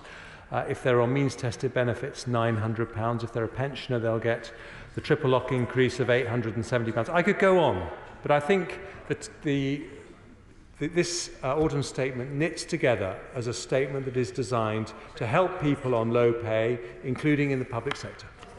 Rob Butler. Thank you, Madam Deputy Speaker. The Chancellor has rightly reminded us that the economic challenges we face are driven primarily by global events, especially Russia's invasion of Ukraine, and that's necessitated the difficult and painful decisions that he's had to make. But he has emphasised the need to continue to invest in infrastructure. This is especially important in Aylesbury, where there is massive house building and we desperately need link roads to alleviate traffic congestion and improve air quality. So within the budgets that have already been approved, will my right honourable friend enable as much flexibility as possible to Buckinghamshire Council to deliver these roads, which are so essential for our town's sustainable growth? Well, I thank him for his advocacy for Aylesbury, and my basic view is that we should give as much flexibility to local authorities to deliver local infrastructure projects, and significantly more than they currently have. And I hope to come forward in the months ahead with ways to progress that, but I'll certainly write to him on the specific issue of a link road. Mick Whitley. Thank you very much, Madam Deputy Speaker. Local authorities all over the country are at breaking points, with Conservative-run Kent and Hampshire County Councils warning this week that they face the very real prospect of bankruptcy. The challenge is especially acute at Wirral Council, which is grappling with a nearly £50 million shortfall next year, driven in no small part by a drastic cut into central government grant funding since 2010. But will the Chancellor accept that his proposal to allow local authorities to hike council tax risks forcing people in the mostly private communities like Birkenhead to pay even more in return for ever diminishing services? And will he commit to providing more direct financial assistance to local authorities so that they can continue to provide those services which we know will be so essential in helping local towns like Birkenhead? Well, this is a package that local authorities have requested, particularly the 2-year delay in the Dilnut reforms, which are very important reforms, but which we are not going to implement, but we're going to leave the funding that was set aside to them with local authorities. So that will help his council and many other councils too. Richard Graham. Madam Deputy Speaker, I welcome the Chancellor's commitment today to the triple lock, to public services in general and health and education in specific. On the previous chair of the Health Select Committee's proposal for an NHS staffing plan, which he may recall I was supportive of, will my right honourable friend work with the Health Secretary to find ways of encouraging more homegrown doctors, nurses and nursing associates to be trained locally, and not least in the new University of Gloucestershire Health Teaching Campus, which thanks to the Levelling Up Fund will open before long, very close to our Gloucestershire Royal Hospital? Well, my honourable friend's a brilliant MP for Gloucester. I don't want to preempt what this independently verified workforce review will say, but all I can say is that places that are training doctors and nurses now, including Gloucester, we're going to need all of them to train more in the future. Stephen Flynn. Higher mortgage rates, higher energy bills, higher food bills, higher fuel bills, public sector cuts, a recession, or the bourrach of Brexit, which best represents the strength of the Union? I think what represents the strength of the Union is £4 billion being spent to build the new frigates in Scotland, and £4 billion being spent to support the cost of energy bills for Scottish families. Rachel Maskell. The scale of wage restraint resulting from today's autumn statement will accelerate York's housing crisis. So what measures within the statement will secure a greater supply of affordable housing for local people, not investors, in my constituency? Well, you know, she makes an important point, and I am in constant discussion with the Levelling Up Secretary about the importance of housing policy, creating new houses for people on low incomes. But I should just say that when it comes to wages overall, the £4.7 billion for the social care sector, which I know she advocates for, will make a significant difference in that area. Vera Hobhouse. Speaker, his budget today is forcing everybody to pay the price for his Conservative government's puncturing of the economy, and I put Brexit very much at the core of that problem. So everybody is paying except the big oil and gas companies, because there's still big, massive tax loopholes for those companies who are drilling for new fossil fuels. So I'm asking him this serious question: who is his government, his budget today benefiting? The renewable energy companies or the fossil fuel sector? The renewable energy companies the people in the traditional energy sector, they are paying a windfall tax today, and as a result of that, we can have more money for doctors, nurses, people in social care up and down the country. And that means we are investing in the NHS in a way that wasn't possible when we were in coalition with the Liberal Democrats in 2010. Thank you, Madam Deputy Speaker. Can the Chancellor confirm how UK households' living standards are forecast to change between this year and next year by the Office for Budget Responsibility? And does he think it's acceptable that real household average incomes are set to fall on his watch? I think it is extremely challenging that we're going to see a fall in household incomes because of these international headwinds, and today's statement is designed to address that, and the Office for Budget Responsibility say we help mitigate the fall in living standards by the actions we take today. Kirsten Oswald. Thank you much, Madam Deputy Speaker. I think that people watching the Chancellor's statement today will be very vexed by the fact that he seems to be pretending that the Tories' disastrous mini-budget and their race to the bottom Brexit have absolutely nothing to do with the problems that people are facing. That's simply not the case. So we've heard now that the OBR are forecasting real household disposable income to fall more than 7% over the next 2 years. People are facing a very, very difficult time. So why is he not taking the kind of action that the Scottish Government is taking to protect families in this difficult situation? Why is he not making the choice to do something like the Scottish Child Payment, which is going to make such a difference? And why are his political choices so focused on those who least need them?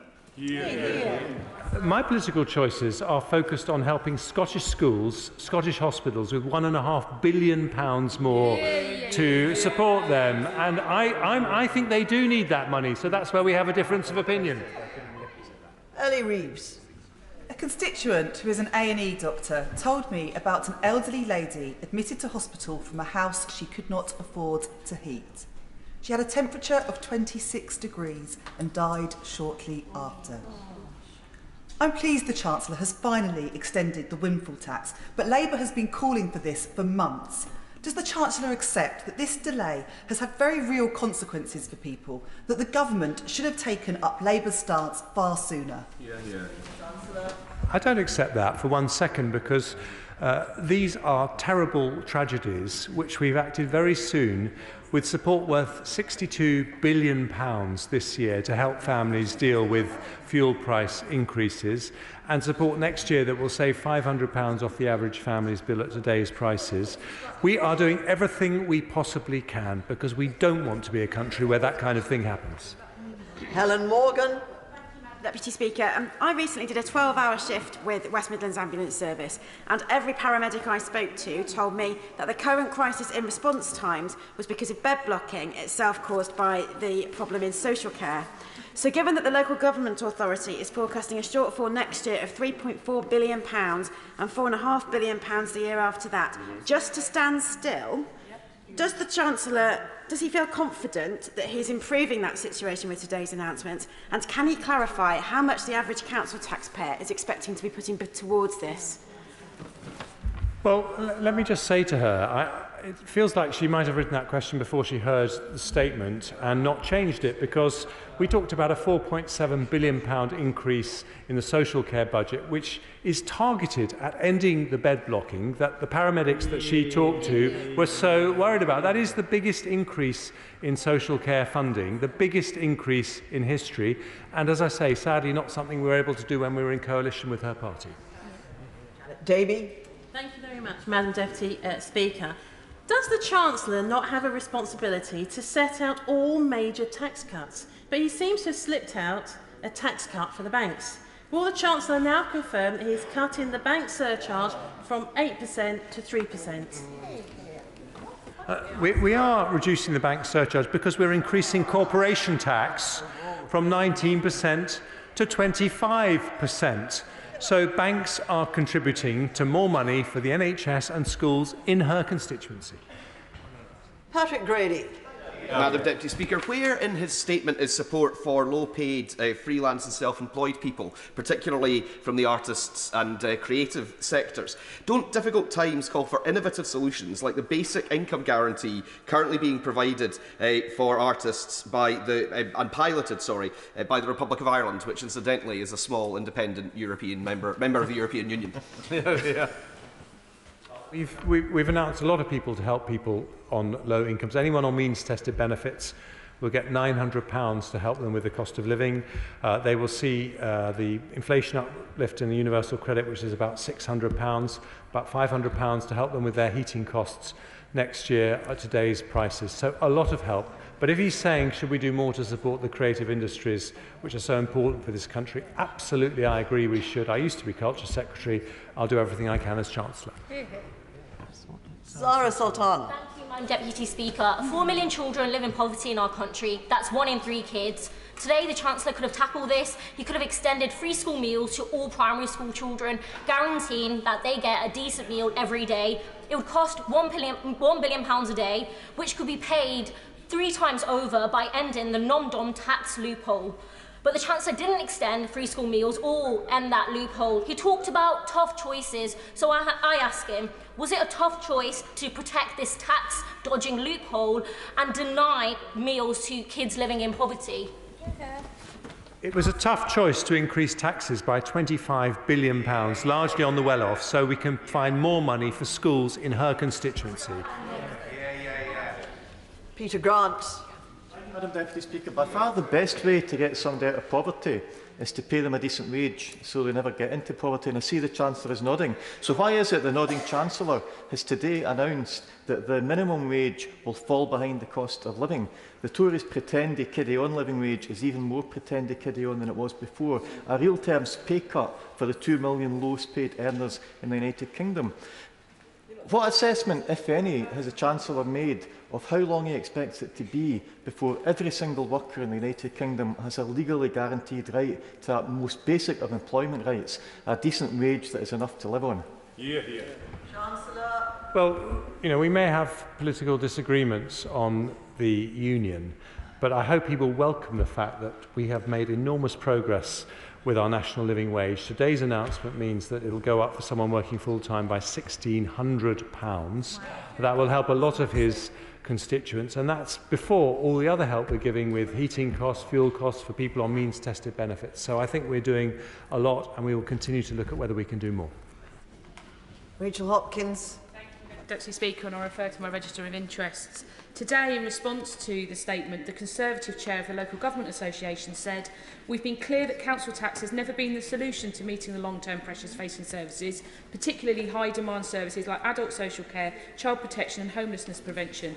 It also raises different amounts of money in different parts of the country, unrelated to need, and adds to the financial burden facing households." Does the Chancellor agree, and will he commit to working on a fair funding formula for local authorities, including for police and fire services, which we've heard little about today? Well, we always keep our funding formula under review, but I'm absolutely certain that the person she quotes will have welcomed the fact that there was a £4.7 billion increase in money for social care, which is the biggest financial pressure for local authorities. Richard Ford. Madam Deputy Speaker. And thanks to recent Conservative chaos, people are now facing both higher taxes and underfunded local services. More than 150,000 people across Devon are currently on an NHS waiting list. For example, Anne Newbury from Honiton had to wait for over 3 years for her operation. Can the Chancellor tell me that they will recruit enough new NHS staff so that people in Devon will not have to wait so long for operations? Well, he may have heard me say that we're going to have an independently verified long-term workforce plan that makes sure we are training enough doctors and nurses in Devon and indeed all over the country, and I think it's incredibly important we do that. Kim Johnson. Thank you, Madam Deputy Speaker. Poverty is a political choice, and this Chancellor had the opportunity of taking millions of children out of poverty with this budget today, and that included children in my Liverpool Riverside constituency, but that hasn't happened. The increase to benefit is not going to happen until April next year. So can the Chancellor tell the House what are families going to do when they're talking about heating or eating this winter? This year, we've given support to the poorest families of £1,200 to deal with the exceptional increase in the cost of living. We've also got the Household Support Fund, which we're giving to local councils so that they can help make sure people don't fall between the cracks. There's also money for the NHS and care system, which is also targeted at the most vulnerable and people living in poverty. So I think we're doing a lot of things today. There's always more that we can consider, but strong public services need a strong economy, and that's what you get with the Conservatives. And the prize, that's enough. The prize for patience and perseverance goes, as often, to Margaret Ferrier. Madam Deputy Speaker, I thank the Chancellor for his statement and for remaining in the chamber to answer all the members' questions, especially the last question. I wrote to him on behalf of the constituents of Rutherglen and Hamilton West about the triple lock, and I thank him for listening to their pleas. But a decade of cuts to benefits has meant families are struggling financially. Can I ask the Chancellor to look at allowing families to access more of their benefit entitlement in the face of the cost of living crisis and reduce the maximum amount that can be deducted from universal credit for debt repayments to at least 15% of the standard allowance? Well, I thank her for her patience in waiting all this time to ask her question. And the issues that she's talking about are going to be looked at by the DWP Secretary in the review that he's doing for the Prime Minister on the increase in economically inactive adults and what we can do to better improve incentives. But we have today announced exceptionally an increase in the benefit cap to make sure that families that are taking most or depending most on the benefit system get all the extra help that we're promising today. Thank you. I thank the Chancellor for his statement and to everybody who for 3 hours and 5 minutes has held him to account at the dispatch box. I'm just pausing while we have a change of personnel, and we now proceed to the business statement. Leader of the House. Madam Deputy Speaker, the business for the week commencing the 21st of November will include Monday the 21st of November, debate on the autumn statement and consideration of resolutions day 1, Tuesday the 22nd of November, conclusion of the debate on the autumn statement and consideration of resolutions, Wednesday the 23rd of November, remaining stages of the Levelling Up and Regeneration Bill Day 1. Thursday the 24th of November, a general debate on the UN International Day of Persons with Disabilities, followed by a general debate on the independent review of children's social care. The subjects for these debates were determined by the Backbench Business Committee. Friday the 25th of November, private members' bills. The provisional business for the week commencing the 28th of November includes Monday the 28th of November, remaining stages of the Levelling Up and Regeneration Bill Day 2. The House, Pangham Debonair. Thank you, Madam Deputy Speaker, and I thank the Leader for the forthcoming business and supporting the Ask Her to Stand campaign this week. I thought I'd dress in the appropriate colours. Madam Deputy Speaker, it appears government has simply given up listening to Parliament. On Tuesday, Labour gave them the opportunity to start putting right their crashing of the economy that hiked mortgages and rents, but they didn't show up and we won. You wouldn't think that the government do still have a working majority of 69. Is the Prime Minister's leadership really that weak he can't carry his own MPs on a vote?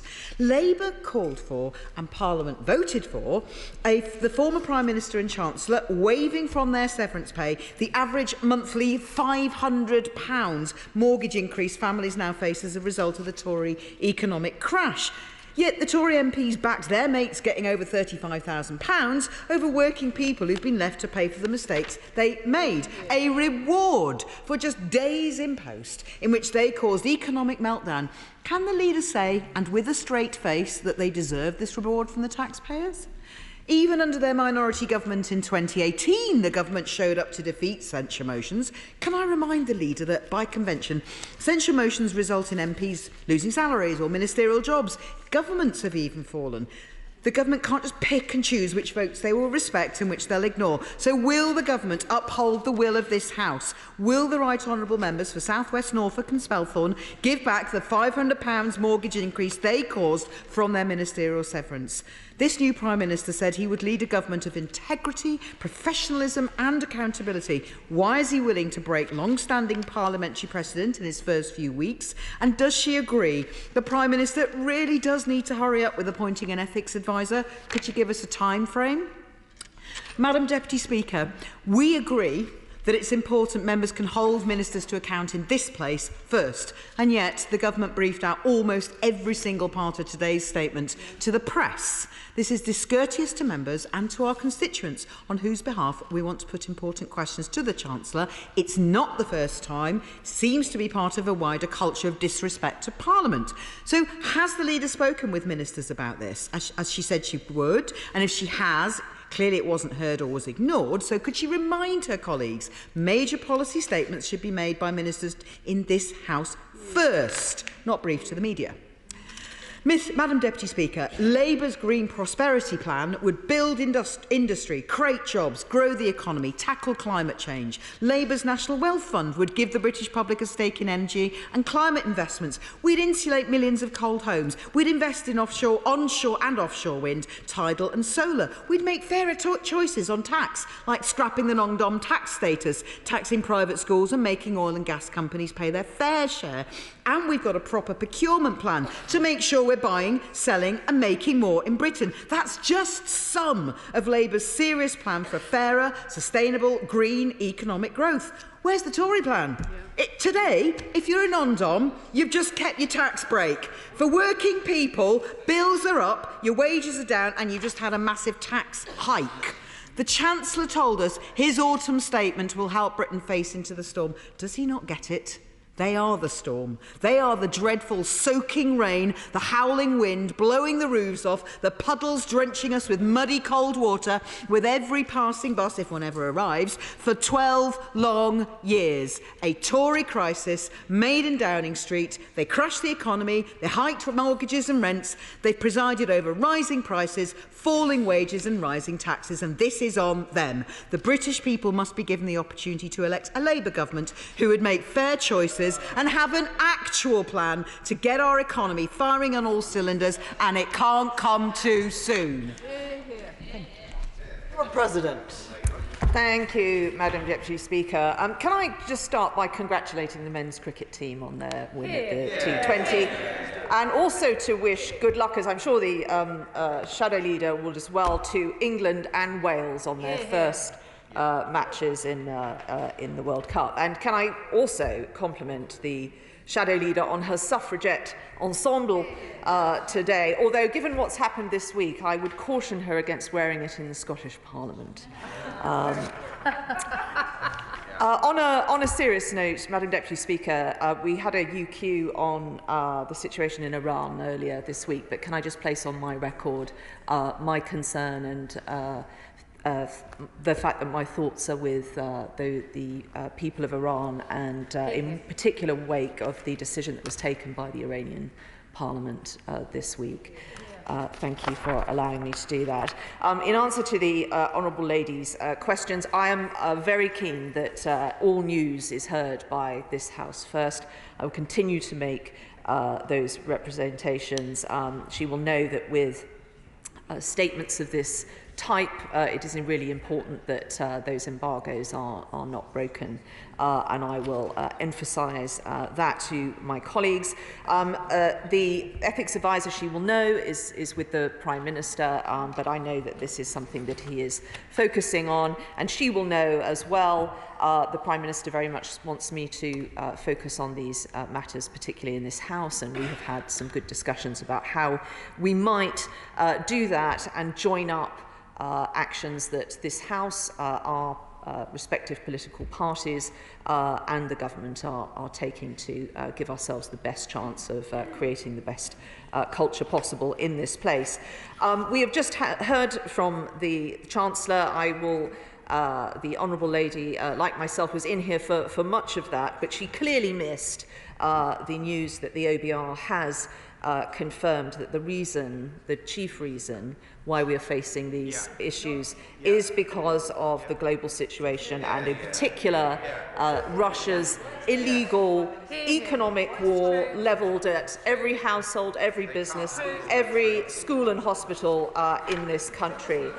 We have set out the fact that we are strengthening public finances, we are bringing down inflation, we are protecting jobs, we are investing in nuclear power, the biggest programme of capital investment in 40 years, 1.5 billion more for Scotland, 1.2 billion more for Wales, 600 million more for Northern Ireland, protecting standards in schools, cutting NHS waiting times, funding social care. We're committed to the energy bill cap and supporting those most vulnerable in our community with regard to pensions, benefits and the national living wage. In stark contrast, and the Honourable Lady was talking about 12 years of failure, I think it is Labour who have failed. They're failing in opposition, they're failing in Scotland, they're failing the people of Wales, they're failing to form a plan, as we heard from the Shadow Chancellor today. They are failing to free themselves from their union paymasters because they're refusing to back our legislation on minimum standards. Every single time Labour is in government, they leave the country in a worse state than when they inherited it. The reverse is true of my party. On this side of the House, you have a clear plan. On the other side of the House, there is no plan. Philip Holloway. Thank you, Madam Deputy Speaker. I'm extremely concerned to be advised that Serco, the agency responsible for seeking asylum accommodation around the country, is not complying with reasonable requests from Northamptonshire Police to provide biometric data and known offending history from asylum seekers' country of origin. Such individuals have no footprint on the police national computer, so Northamptonshire Police is solely reliant on information provided by Serco. Can I tell the Leader of the House that despite several requests, Northamptonshire Police have been informed that Serco are too busy to provide such information? The Leader of the House will be aware that the failings of such information and data transfer could have catastrophic consequences. Could I urge the Leader, in the strongest possible terms, to ensure that we have an urgent statement from the Home Office clarifying that Northamptonshire Police will have full biometric profiles together with a comprehensive breakdown of any known offending behaviour in their country of origin before any asylum seekers set foot in Northamptonshire? Well, I thank the Honourable Gentleman for raising this incredibly serious matter. It is not my area of expertise, but I cannot imagine that the situation he describes is compatible with Serco's duty of care, but also, I would imagine, their contractual obligations. He has clearly raised this with the Department and had no satisfaction, so I will write on his behalf and ask that there is a meeting between him and the relevant official in the Department and suggest that the Minister also hold a surgery for colleagues who may be facing similar situations. Deirdre Brock. Thank you, Madam Deputy Speaker. Can I associate my